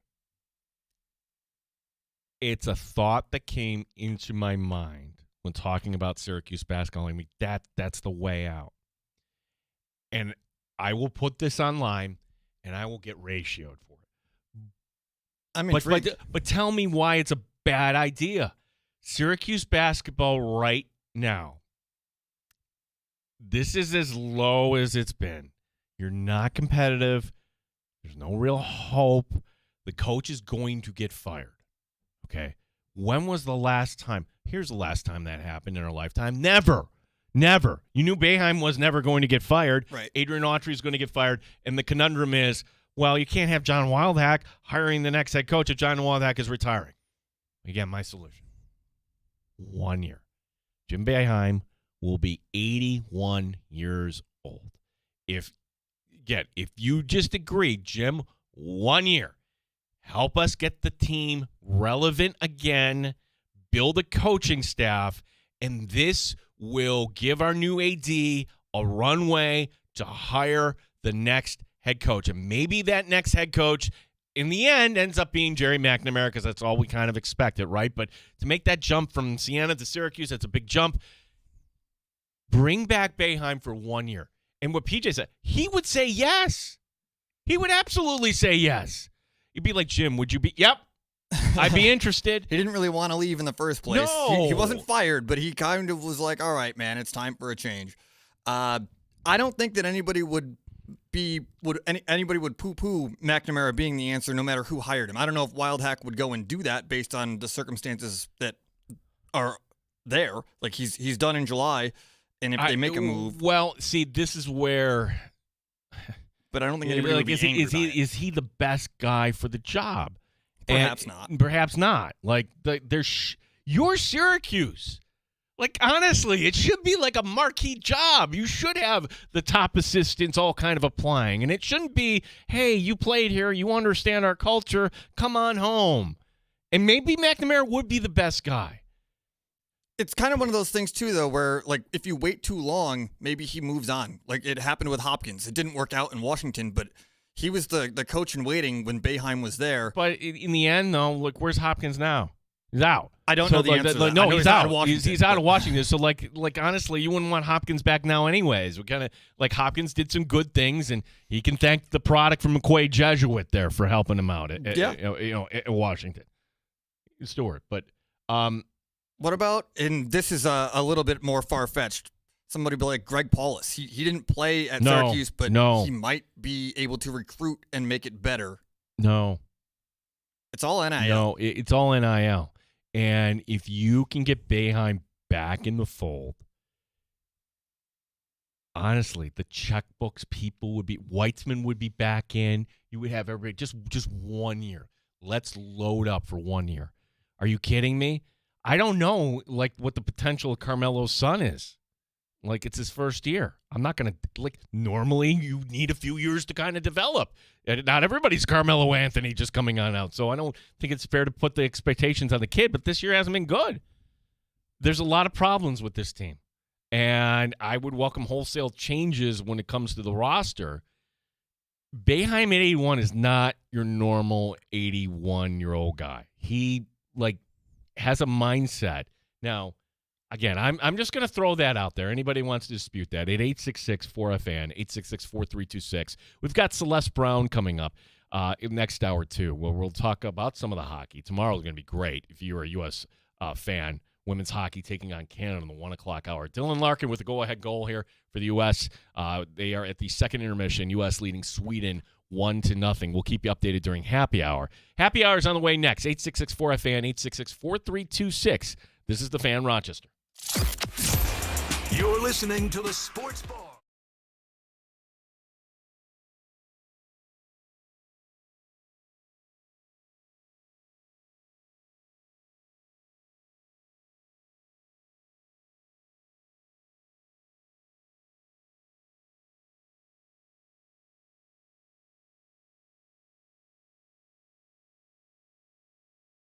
To learn that the insulation in your windows has failed, talk to the pros at Window Nation. Get new windows with big savings during Window Nation's Buy 4 Windows, Get 4 free sale. Plus, you can get them with 0 down, 0 monthly payments, and 0 interest for 2 years. Act now and you get an extra 10% off through the end of the month. When your window insulation fails, well, usually it's due to old or cheap materials. All your windows' energy efficiency, it disappears. The result, a house that's cold in the winter, hot in the summer. You don't want that. The worst part is that, well, they could have failed years ago, those windows, without you knowing it. Window Nation's windows use top quality materials and seals along with insulated frames. They're so incredibly energy efficient that you'll actually save money on utility bills. And they're back with a lifetime warranty, so you don't have to live with broken windows again. Don't wait to put an end to your window problems. Take advantage of Window Nation's Buy 4 Windows, Get 4 free sale and get an extra 10% off through the end of the month. Visit windownation.com for a free consultation. Vision Nissan has 2026 reasons you'll save when you buy from us. Reason number 3, convenient.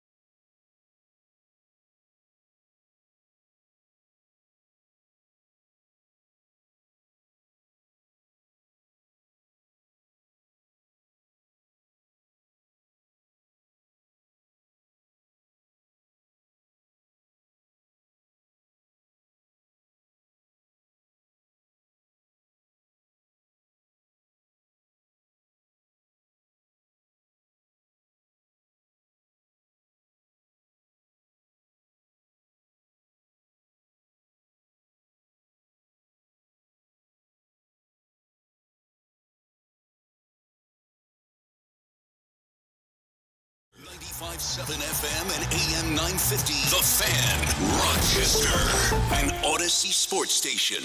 The Fan Rochester Sports Update. United States looking to hang on. They're up 1-0 in the third. Sweden about ready to go on a power play. Earlier today, Canada, one of the games of the year here in the Olympics, they escape in overtime 4-3 over Chechnya. Mitch Marner with the game winner in OT. Hockey night tonight in the Flower City. The Amherst hosting Charlotte. Head coach Mike Leone on the return of Zach Metza. I've said it many times, really happy for him that he's got the opportunity to play in the NHL, and but we're excited to get him back. You know, it's a big voice in the room. I know he's excited to play. We're excited to see him play. He's a really good player in our league. Not just what he brings on the ice, but there's two big voices that have been missed in the locker room that go a long way. Don Stevens, Andrew Mossbrooks will have your call beginning at 7. Patrick Mahomes restructures his contract. Even still, Chiefs have more work to do to get cap compliant. Gene Battaglia, the sports leader, the Fan Rochester. It's time to start the show and talk about the sports we saw. Inside jokes and takes from Danger and Battaglia. Bills and the Sabres and the Amherst. Who gave a microphone to these jerks? Welcome to the sports bar, that's where you are. Welcome to the sports bar, that's where you are. Welcome to the sports bar, that's where you are. With Danger and Battaglia. All right, pretty big kill coming up for the U.S. as we've entered the distracting 5 o'clock hour, and we call it happy hour here in the sports bar. Welcome. Dylan Larkin with the deflection in the second, 1-0. So the U.S. Looking to advance to the semifinal. Canada getting their wild game, that win over Czechia. And I'm just hopeful, Tim, that hockey can be the beneficiary, that we get off of what you hope Sunday is a great final, and you hope it's the U.S. and Canada, and you hope the U.S. wins, right? Unless you're Canadian.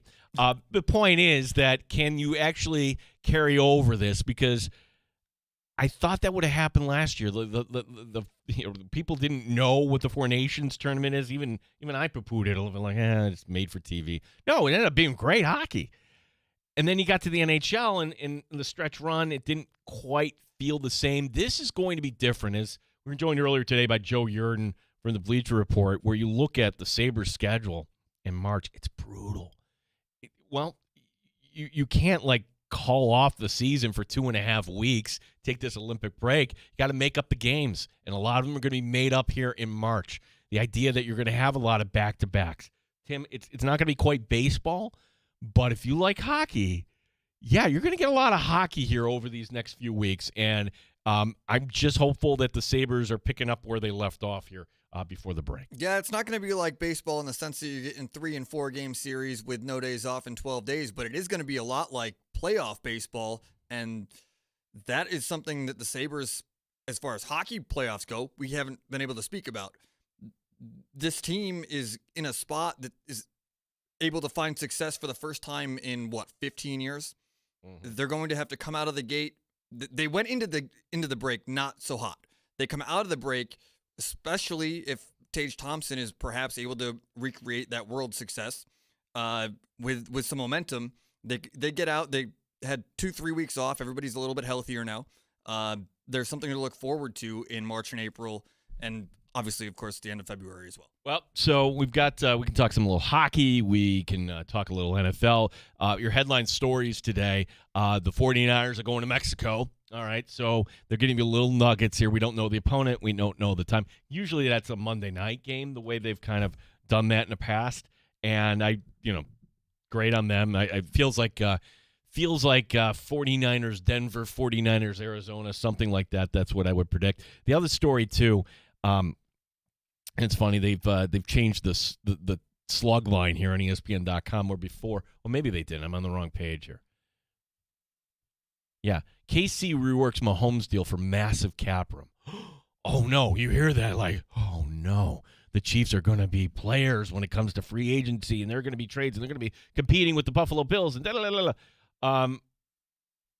not exactly. That even still, they will have to make more moves just to get where they need to get in terms of the salary cap.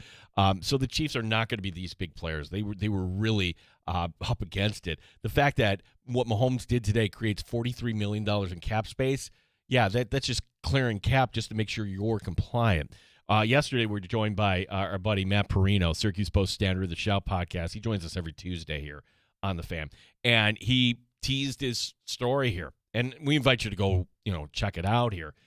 But this is the next step here in the Bills off season, meaning, all right, Bills by the beginning of the league year have to make decisions.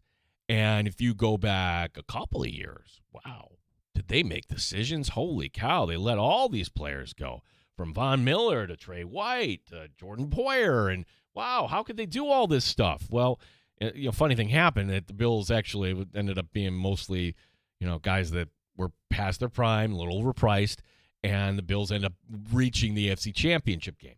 Last year, a little different, where the Bills entering the offseason, hey, can we re-sign some of these young players before they really cost a lot of money? And I think we kind of look back at that with, some mixed kind of reviews. Ironically, the last guy they signed, James Cook, ended up being the best of the signings. Khalil Shakir, okay, good value there. Greg Rousseau, you want more. Terrell Bernard was hurt. Christian Benford, good value. So, again, a mixed bag there. Well, the Bills have work to do this year. They are not right now under the cap. You have to make moves. And one of the easy moves, Josh Allen, restructure your contract. One swipe of the pen, that would free up a lot of money. Matt Perino also suggesting for the two tackles to restructure their deals. You can extend to Spencer Brown. I'd be in favor of that. Spencer Brown's 28. Deion Dawkins, a player in his 11th year in the NFL, me not so much. I don't think Deion deserves a new contract, and I don't think giving him money up front and kicking the can down the road, I suppose, if you're going all in this year, it is an option. The easy ones to make, Curtis Samuel being released, Taylor Rapp being released. You get to the questions of Dawson Knox. Dawson Knox, who is really close with Josh Allen, and this goes to being, how can you make this palatable where, Dawson, we want you on this team, but not at that number? I don't think they would outright release Dawson Knox. I think that if Dawson Knox is smart, and I think he is, he realizes, hey, I'm on a billboard, I'm selling cars, I can always have this life of making extra money here on the side in Western New York, and maybe I'm not getting top dollar, but you're a number 2 tight end. You can't be being paid at what you are as a number 2 tight end in this league. Yeah, you restructure your deal. You do, especially if you like being here. If you don't like being here, you kind of take that, you take your job, and you find a new one. But if you do like it here, and I assume he does, he's the best quarterback in the NFL, you restructure your deal. You create some space to allow your team to be able to become cap compliant, and you do what you need to do beyond just the football field part of it to get your money back, and you will be paid accordingly based on the endorsements and whatnot that you just mentioned. Yeah, so in other words, you could do this also with Oliver, where Oliver's base this coming year is at $14 million. All right, you could chip away at that. The thing you're going to have to eat, and you're not going to like this, Josh Palmer's on this team. Josh Palmer has a base of $9.6 million, but with the signing bonus that he was paid, according to Spot Track, he's got a dead cap figure of 11.2. Translation, it would cost him 11.2 just to get him off the roster. You will hear us continue to talk about how the Bills are going to shape this roster, and that's not something that I would punt on. Josh Palmer competing for the 4, 5, 6 wide receiver spots. Let's table that decision until training camp. Let's see how that goes, because you're looking at the Bills wide receiver position. I think we all expect the veteran big swing, right? That would be number one. Hey, a first-round pick, and if not a first-round pick, how about a second-round pick?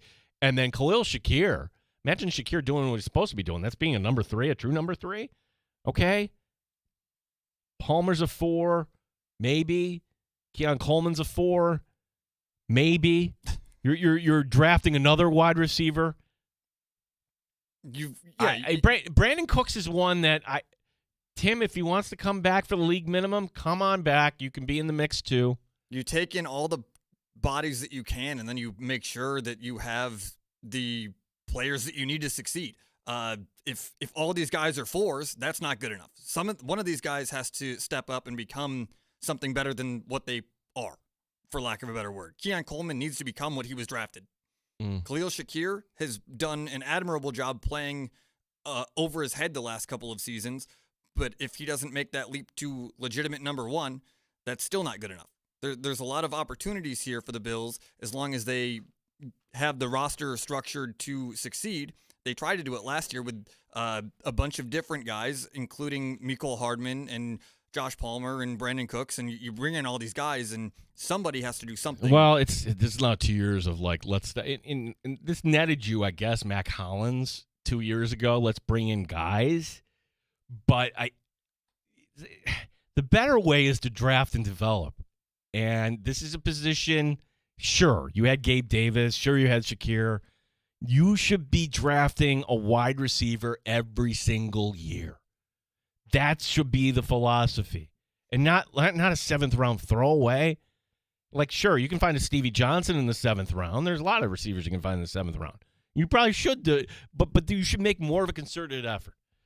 866-4FAN, 866-4326. By the way, the U.S. killed off that Sweden penalty, still 1-0 there in the third. Brad in Rochester. Hey, Brad. Hey. I have seen people say a lot about Mike Evans being possibly available out of Tampa Bay. A 2-year deal for him would make things really, really great. Also, I think Bean and Brady are going to be promoting Coleman up and through the first preseason game, and he's going to be targeted kind of like when they had Sammy Watkins and they wanted to get something for him. And that I can see that happening. I like Brandon Cooks to come back. I think in the 1st or 2nd round, we have to get a wide receiver. And then in the 4th or 5th round, we get another wide receiver. Just because I don't think Shavers or Davis is going to be coming back healthy. And we need separators in the room. Josh Palmer supposedly is a separator, but I'll be the first to say I haven't seen it yet. And he could be a 2. Mike Evans being 1 for 2 years. And then we're kind of develop the younger guy to do something. But I don't see Coleman making the roster. Brad, on the roster day 1. Something happened. And, Brad, I would invite you and anybody else, and I'm going to do this. Brad, thanks for the call because haven't seen it yet from Palmer, haven't seen it yet from Coleman. Go back to the opening game. Bills are losing, right? And hey, what a great takeaway from Ed Oliver. Got fumble and the rally. It's Palmer and Coleman. Palmer runs this deep out, very tough catch. Coleman, over 100 yards. And the Bills rally to knock off Baltimore 41-40, thinking, baby, here you go. What happened after that? What the heck happened after that? Was it just as simple as we're playing the crappy Jets and we don't need to air it out? We're going to win blindfolded. They won blindfolded. No offense to Pete or anybody else. It's a Jet fan. What happens the next week? It's a short week, and they're home against Miami, and they're flat. They're not ready to go. They pull it out. Thank you, Tua, for throwing the idiotic interception. And then you're playing the Saints, and they kind of walk through that. And then you get to the Patriot loss, and Coleman has a terrible drop that turns into an interception. Palmer gets hurt. So that's where Palmer and Coleman, again, the value to get them off the roster right now, nobody's giving you a 4th-round pick for Keon Coleman. They're just not. And any scenario like, well, you know what? Let's go get Brian Thomas and make sure we'll throw in Keon Coleman. You know what I'd rather do in that situation? I'd rather draft a wide receiver and have him on the rookie deal for 5 years in the 1st round, rather than get a Brian Thomas and have him only for 2. If we're really thinking about building a roster, I look, if Brian Thomas is on the market, sure, I'll talk to you. There's other options on the market right now more I'm willing to pay. Mike Evans is intriguing, and I don't know what Mike Evans thinking. Now, you think of him as being this old man, right? Well, he's going to be 33 this year. So you could get something out of him, any team that he goes to. I just kind of view Mike Evans as being would he actually be the player that would want to stay in Tampa one more year and carry this out? And I don't know the answer to that. Last contract he signed in Tampa was 2 years, $41 million. So depreciation on this asset, mean that I'm calling him an asset. What about 2 years, 28? And then you'd slap a lot of that on the second year, and maybe you attack on a void year on top of that, and all of a sudden you're getting him in, somewhere, cap number wise this year between 7 and 8. And again, I'm no capologist, but Brad, thank you for the call. That we all have this wish list at wide receiver for the big swing, right? And the wish list being, boy, that would be really great to get Justin Jefferson or Alec Pierce. Or, well, if it's a case where the Vikings don't want to trade Justin Jefferson, well, then you're not getting Justin Jefferson. And I don't know what's in the mind of Alec Pierce. A good friend of the show, I can say he's a friend, right? He's come on a bunch of times. He's Lee Steinberg. He's the agent for Patrick Mahomes. And the thing we don't know is, but the way Lee lays it out, is what's important to players. We all like to think it's winning, right? Really, reality is it's money. Money is important. So I don't know the answer to this. But if Alec Pierce decides, as much as I'd like to go play with Josh Allen and rack up some stats, man, I know they don't have anything going into Miami, but boy, this would be a lot of money I can't turn down. And there's no state tax in Florida when you run all the scenarios and everything. So a lot of different options for the Bills here. And just Mike Evans being one of them. Brad, thanks for the call at 866-4FAN, 866-4326. Bringing this up today because, well, the Chiefs made their first move, and they have to get down to the limit, and that being Patrick Mahomes. There's this other story regarding the Chiefs, too, Tim, that we didn't get to. Yeah, that's a big one, too. It's unsavory, to say the least. It keeps happening. Well, allegedly. Yes. Allegedly. You're right. This isn't alleged. This actually happened. That an ex-girlfriend has filed a civil lawsuit against Rashee Rice, alleging he repeatedly assaulted her over an 18-month span from 23 to 25. She puts her name on this. Ms. Jones says she was pregnant at the time and is seeking more than $1 million. So, again, let the whole process play out. I actually was on the air one time when the Kobe Bryant stuff came up, and the co-host said, "So, do you think, Gene, Kobe Bryant is guilty or innocent?" I'm like, I looked at him like, I wasn't there. Couldn't tell you. So any story we get like this, could not tell you. What I can say is that we've had other instances, Von Miller, but by and large, this seems like it happens to more organizations like the Chiefs than the Buffalo Bills. Just kind of pointing that out. I don't know if we take pride in that at all. But Rashee Rice, it's going to be one of these off-season storylines that, all right, somebody that missed time last year, or the potential that he could miss time more this year. 6:25 to go, Tim. U.S. nursing this lead here. And they're still forechecking here. They're not packing it in. They're not turtling. So this is going to be really, really wild. Today, we had almost like the officiating disaster of the year happen in the Olympics. So Canada had gotten eliminated with there being 6 Czechia players on the ice. And we're not talking like a bad line change that nobody caught. We're talking about Canada with the puck in the opponent's zone, and you have 6 defenders packing around the goalie. Nobody sees that. Czechia gets a stop. They bring it up the ice. They score the go-ahead goal. Yay, we're ahead here. It's late in the third, and there's 6 players on the ice, and not counting the goaltender, all celebrating. Nobody notices this. Well, maybe some people do, but nobody that can put their arm up into the air. Just I have a lot of questions. Like, did the Canadian bench notice this? Did the announcers notice this? Did everybody get caught up in the moment? Tim, maybe we're looking at this all wrong. Maybe teams should try this more often.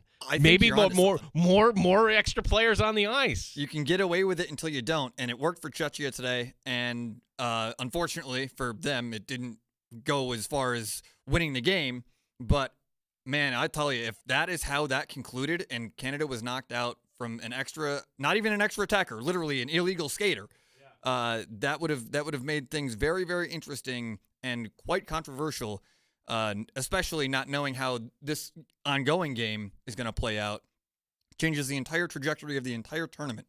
And fortunately for Canada, unfortunately for the officials, the blunder didn't cost them their season. So today is just the day where we remind ourselves, all right, it's kind of a crappy ride home. This is not going to be a forever thing. All right, you can watch golf this weekend. You can watch spring training. We actually have spring training games beginning Friday. Yankees will be in action. You can also start to think about concert season. See, I'm doing a little segue. Yeah. Yeah. Coming up this Friday, there will be on sale 10 a.m. Ticketmaster to Dierks Bentley, CMAC, July 11th.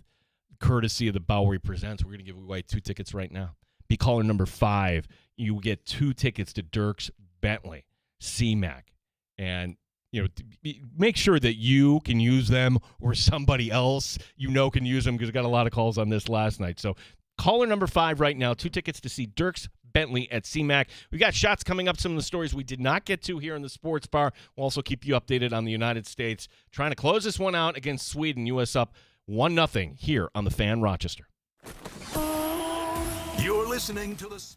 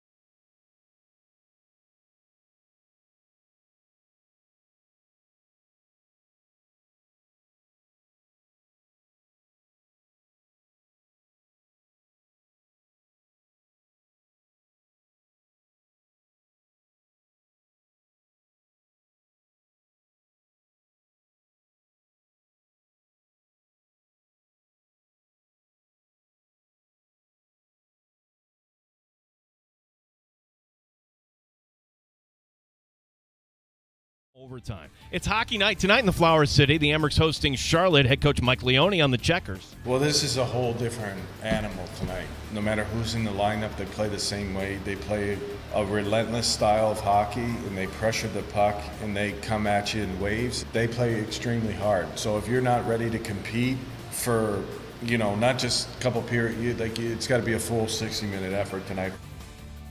Dan Stevens, Andrew Mossbrooks will have your call at 7. At 18:29, Sweden's just tied it. U.S. and Sweden now tied at 1. Gene Battaglia, the sports leader, the Fan, Rochester. Listen to 95.7 The Fan Rochester on the Odyssey, iHeartRadio, or TuneIn apps, and take the sports leader with you everywhere you go. Oh, and on top of this, too, they're showing on this whole sequence where Darlene gets checked and he lands on the back of his head, so hopefully he's okay. Who got that? Zibanejad? Yeah, Miko Zibanejad with a minute and a half to go. Oh, wow. And I don't even think that was extra goalie, right? That was no, they just pulled him. They just pulled him. He was pulled for about 12 seconds. So we're all even up with 90 seconds left here. And oh, wow. The idea that... Hell of a day of hockey, but man, not the way we wanted it to go. Oh, boy. Yeah, this is knockout. This is what... Time to sweat here, everyone. And here's one thing I don't like. You mean to tell me they're going to play 3-on-3? A 10-minute 3-on-3 if necessary. And then an eliminator shootout. Meaning 1-1-1-1. No, just in general, the game will end like in penalty kicks, but for hockey. Okay, so no, just a shootout, yeah. Yeah, It's like, that's that could be how the gold medal game plays out too. Yeah, I mean, do we really need to do this? I mean, is anybody, when you get to the knockout round, I understand, you want to keep things moving here in the preliminary rounds, but you get to the knockout round. What is the harm in playing 5-on-5 hockey? I wonder if that's an NHL call to keep these guys as healthy as possible. It could be. But I'm with you. I want these guys to play 7 overtimes just like a Stanley Cup playoff game. Yeah, it could be just, that's a good point. It could be just the trade-off. So they're under a minute to go there. Here I thought we would be talking about a matchup against Slovakia. We'll talk to Celeste Brown. She'll join us here in a little bit. Shots in the Sports Bar. And we talk a lot about how likely we're going to have a work stoppage in baseball this following season. There's no real new developments, by the way. Tony Clark, the union head, stepping down. You're like, oh, wait a second. There's some bad allegations how he managed money. Oh, wait a second. Workplace allegations that, hey, he had a relationship with his sister-in-law. Not good for leadership. Not good for anyone. Well, baseball isn't the story here. Let's not overlook how the WNBA might be missing a whole season. The rhetoric right now is as bad as it's ever been. This from a league spokesman. Quote, the Players Association's latest proposal remains unrealistic and would cause hundreds of millions of dollars of losses for our teams. Training camp's supposed to open on April 19th, which I am not ready to wave my finger and assess blame, but if I had to kind of fault anybody, it's got to be the ownership, right? Yeah, I would think. I think so, because especially with just how that game, the women's game has grown in the last few years, mainly due to Caitlin Clark, but there's other people that have been catalysts to the enhancement of that sport or that league. They haven't done anything to really honor those players. They've grown the game so huge, but they're pointing at profits that aren't there, alleging that the profits aren't there. So they go to overtime. It's the U.S. and Sweden, and so they'll have a little bit of break. Let's do the Butchgrass thing. Who do you got? Who do you got? I am gonna go with Eichel. Same, but here's my logic, right? Marner got the game winner, Golden Knight for Canada, and Leaf fans are like, oh. I don't think we would be like that. We're not like that with Eichel, though. I don't mind Jack Eichel. I think he got a raw deal on his exit, but there are a lot of Sabres fans that don't really care for him. 2024 doesn't seem that long ago, does it? To me, the Dallas Mavericks being in the NBA Finals seems long time ago. Think about what's transpired, right? That team that lost to Boston, they were led by Luka and Kyrie. Well, Luka Doncic long gone. Kyrie Irving not going to be coming back this year. Gar confirming that he's going to sit out the rest of the year. It was last March 2nd that he tore his ACL. Why push it? Now, this is always kind of a tricky thing, right? I can't sit here and say, hey, you're healthy, get back out there when maybe you're not. But isn't it just kind of, what was it, church lady? Isn't it convenient that now the Mavs, they could miss the playoffs and it could be another great pick in line. And then next year you get Kyrie and Cooper Flag and another good draft pick. Isn't that convenient? A systematic tank, I think, is the direction that we're going there, because you almost reach glory in the trophy, and then you end up with a generational talent and perhaps another one. 1 week from today, back to hockey, we'll have the Sabres back on the ice. They'll be at New Jersey. And for everyone not named Tage Thompson, Rasmus Dahlin, as they're playing right now, was back to work today for the Buffalo Sabres. Yes, practice at Harbor Center. Zach Benson, UPL not on the ice. Josh Norris and Josh Dunn were in non-contact jerseys. And joined earlier today by Joe Yurden. Like, if they get a healthy Norris as the second center, okay, that's going to do wonders just to have two lines that you can just fire away. And I'm totally on board with what Joe is saying. Like, what do they need? Hey, get another defenseman. Take a little bit of the minutes off the top four there. This team is right there, and it's the most fun I've had watching the Sabres team in well over a decade. I've been hopeful for well over a decade that they would get something done, but this seems like it's finally the year that we're going to get playoff hockey in Buffalo, and it's almost all homegrown. They've done a lot of good things with the development of their roster and the players that have stepped up, mostly due to injury, but there's a lot of things to look forward to, and hopefully next week they start things off appropriately after the Olympic break, and there's something positive to look forward to. Can I read you something that's come across here? And, Please. And the good thing about this day and age we live in now, if players want to communicate to you directly, they can. All sorts of avenues, whether that's social media or just kind of putting it out through your agent or whatever it may be. This from Wyatt Teller, soon to be free agent Wyatt Teller. Now, as far as players that the Bills whiffed on, wow, Wyatt Teller, because they're already in overtime, by the way. I didn't even know the format. They don't resurface the ice. They're already going the 3-on-3. We'll keep you updated. This is Wyatt Teller. Cleveland, I wish things were different. And this is hard to put into words. When Buffalo traded me to Cleveland 7 years ago, I never could have imagined how much the city would mean to me. Ultimately, the Browns took a chance on me that changed the trajectory of my life forever. He became a very good player. Okay, period. Are we just saying thank you? No. He continues. To the most loyal fans in the NFL, I hope you all know you made a mark on my family's career. I propose to get blah, blah, blah, blah, blah, blah, blah. While we're excited to look forward to the future, Cleveland will always have a special place in our hearts. Always go Browns with love and pancakes, Wyatt Teller. So he is saying, I'm leaving. Hold on. Hold up. You're the representation for Wyatt Teller. Maybe in your mind, like, I can't go back to this place. I don't want to. Okay, why would you put this out there now? Wouldn't you want at least a competitive offer? Or is this actually a backwards ploy, seeing that what some others have done in Cleveland by me saying goodbye? Actually, I might get a bigger contract here. Wyatt Teller's going to be a free agent. Wyatt Teller is a free agent. David Njoku, a free agent, did the same thing a week or two ago. Really bolstering the lineup for Myles Garrett. He asked for out, stayed in with a big payday, and every talented player around him is now leaving, and Cleveland is going to Cleveland. I get to say it again every time. Cleveland's going to Cleveland, and just one of many errors that the Browns have made. The Swedes have the puck now in the U.S. zone. They're in overtime. 8:34 remaining in this overtime, as Tim has pointed out. If we still don't have a result here, then we will get to the shootout. Former Orange player Eric Devendorf is saying that the one thing that most of us are thinking, right? Syracuse athletic director John Wildhack shouldn't be allowed to hire the next head coach of the program. Look, if Wildhack's going to retire July 1st, well, then there's not going to be right kind of that alignment. That's the take. Look, or Wildhack shouldn't be able to make the call if Adrian Autry comes back, too. Like, do we really want to go through another year? I'm just kind of in my mind saying that he should be dismissed. But let's say Autry is dismissed. Well, it's going to happen quick because of the portal. Wildhack will be done July 1st. I have this take that the way I would solve this is you have Jim Boeheim. I think he could get on board for this 1 year. Just one more year of Boeheim. He can bring it for one season, And I think every Orange fan would be on board with this, and it would allow your new AD to do a search at his own pace. Okay? Deanna writing into me.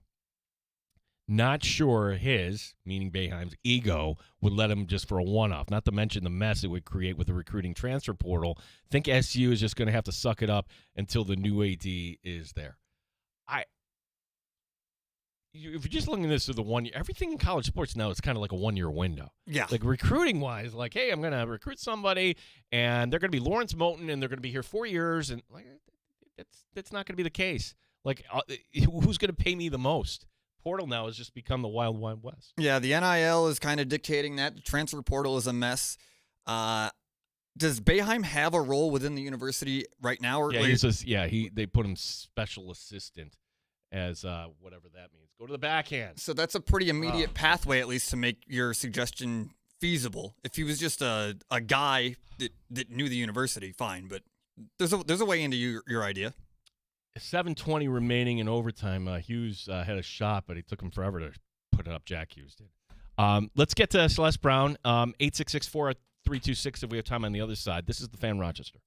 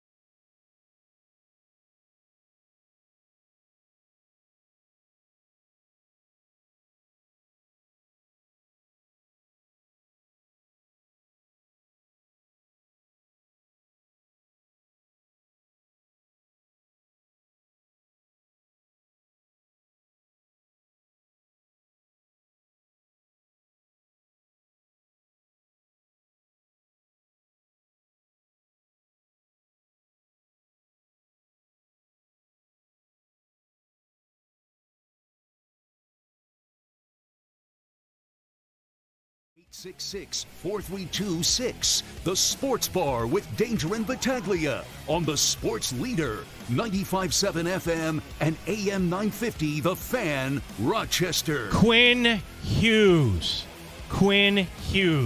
wins it in overtime for the United States. They advance.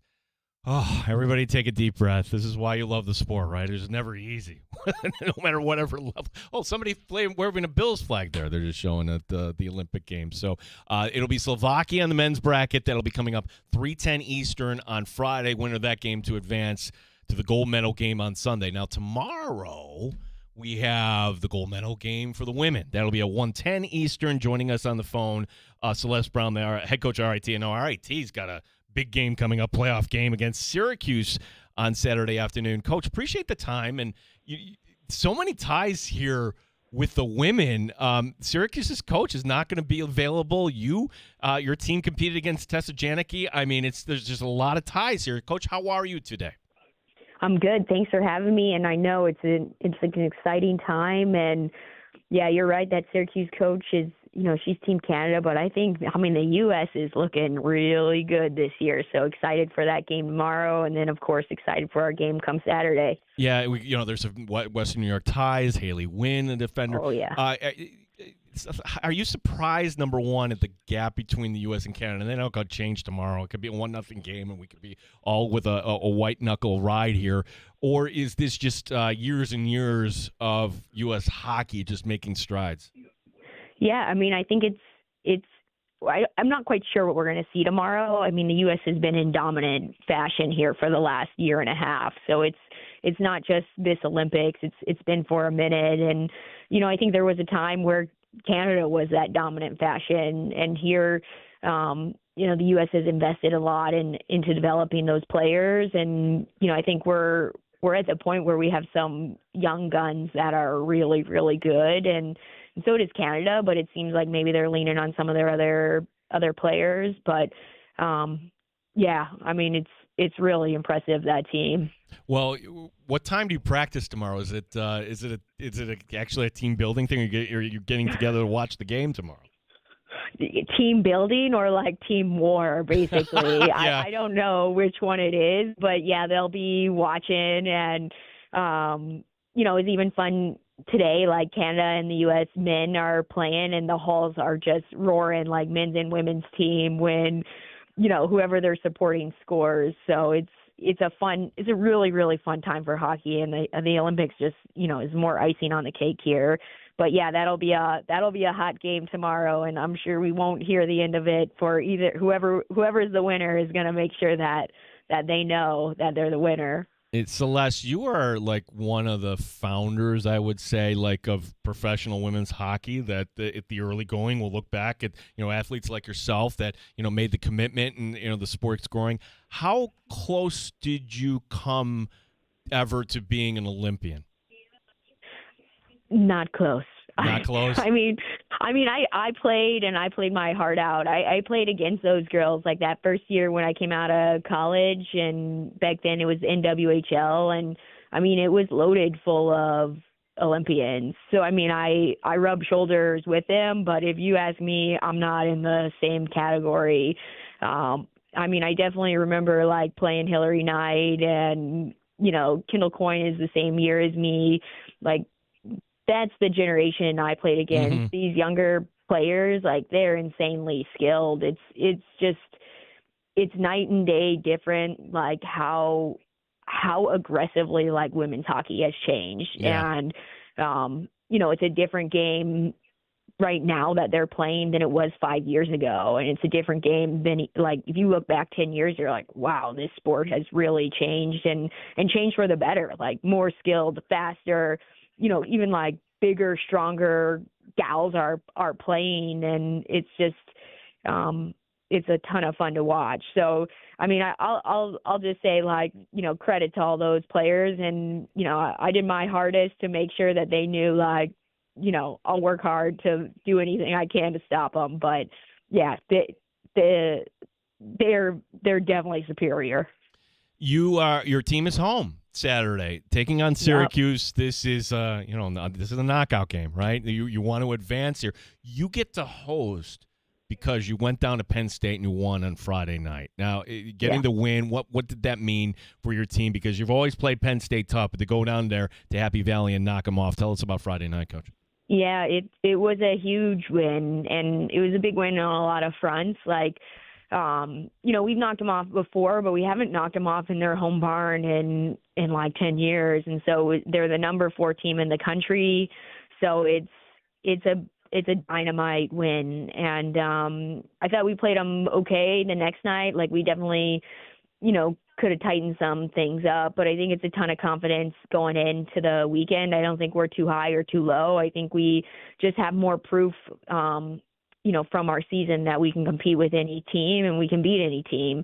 I think the focus is like we got to control our game and play to the standard that we want to put front. And when we do that, good things happen.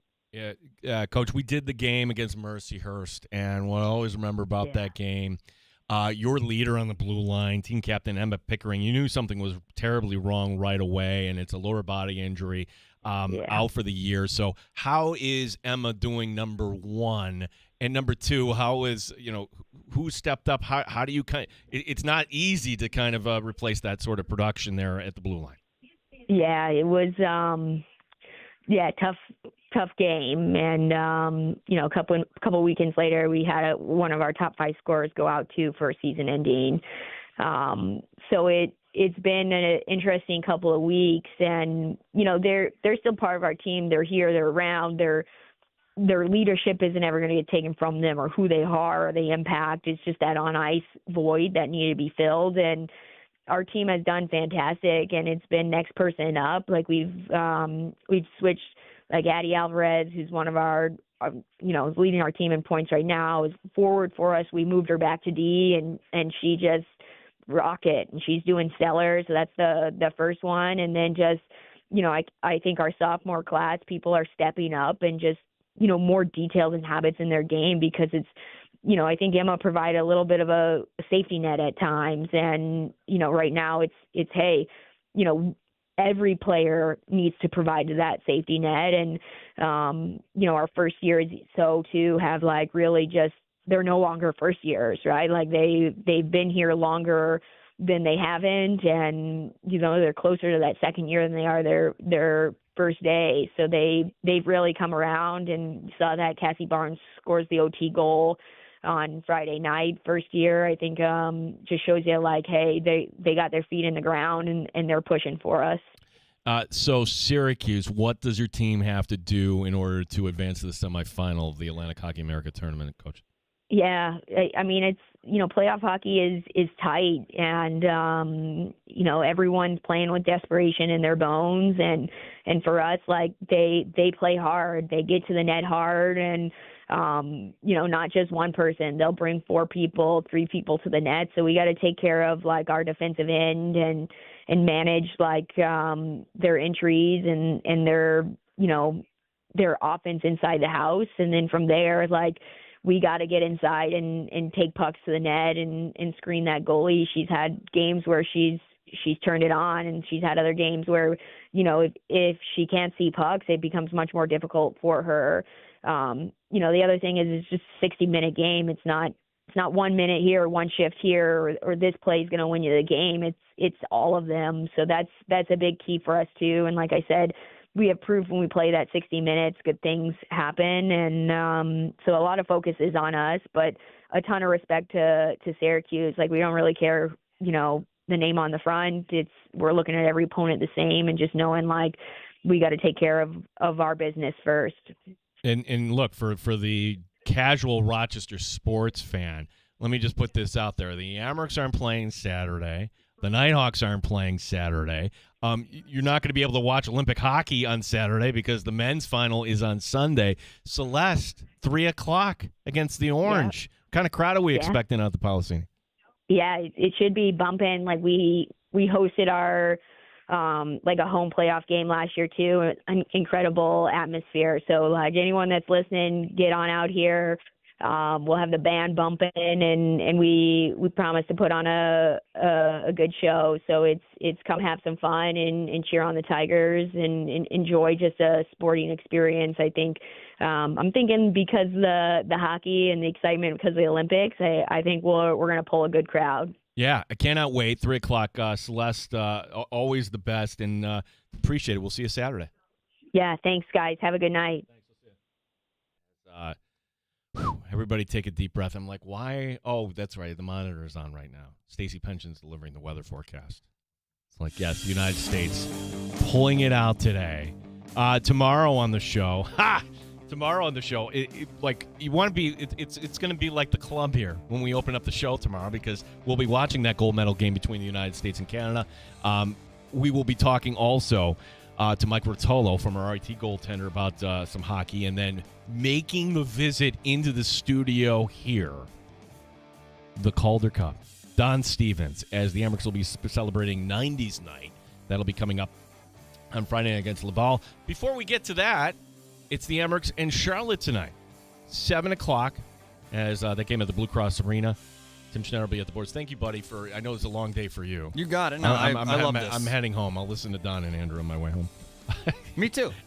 In between that, Amerks at 7. We'll send it over to BetMGM coming up next. He's Tim Schneider. I'm Gene Battaglia. This is The Fan Rochester. Have a good night. You're listening to The Sports Bar.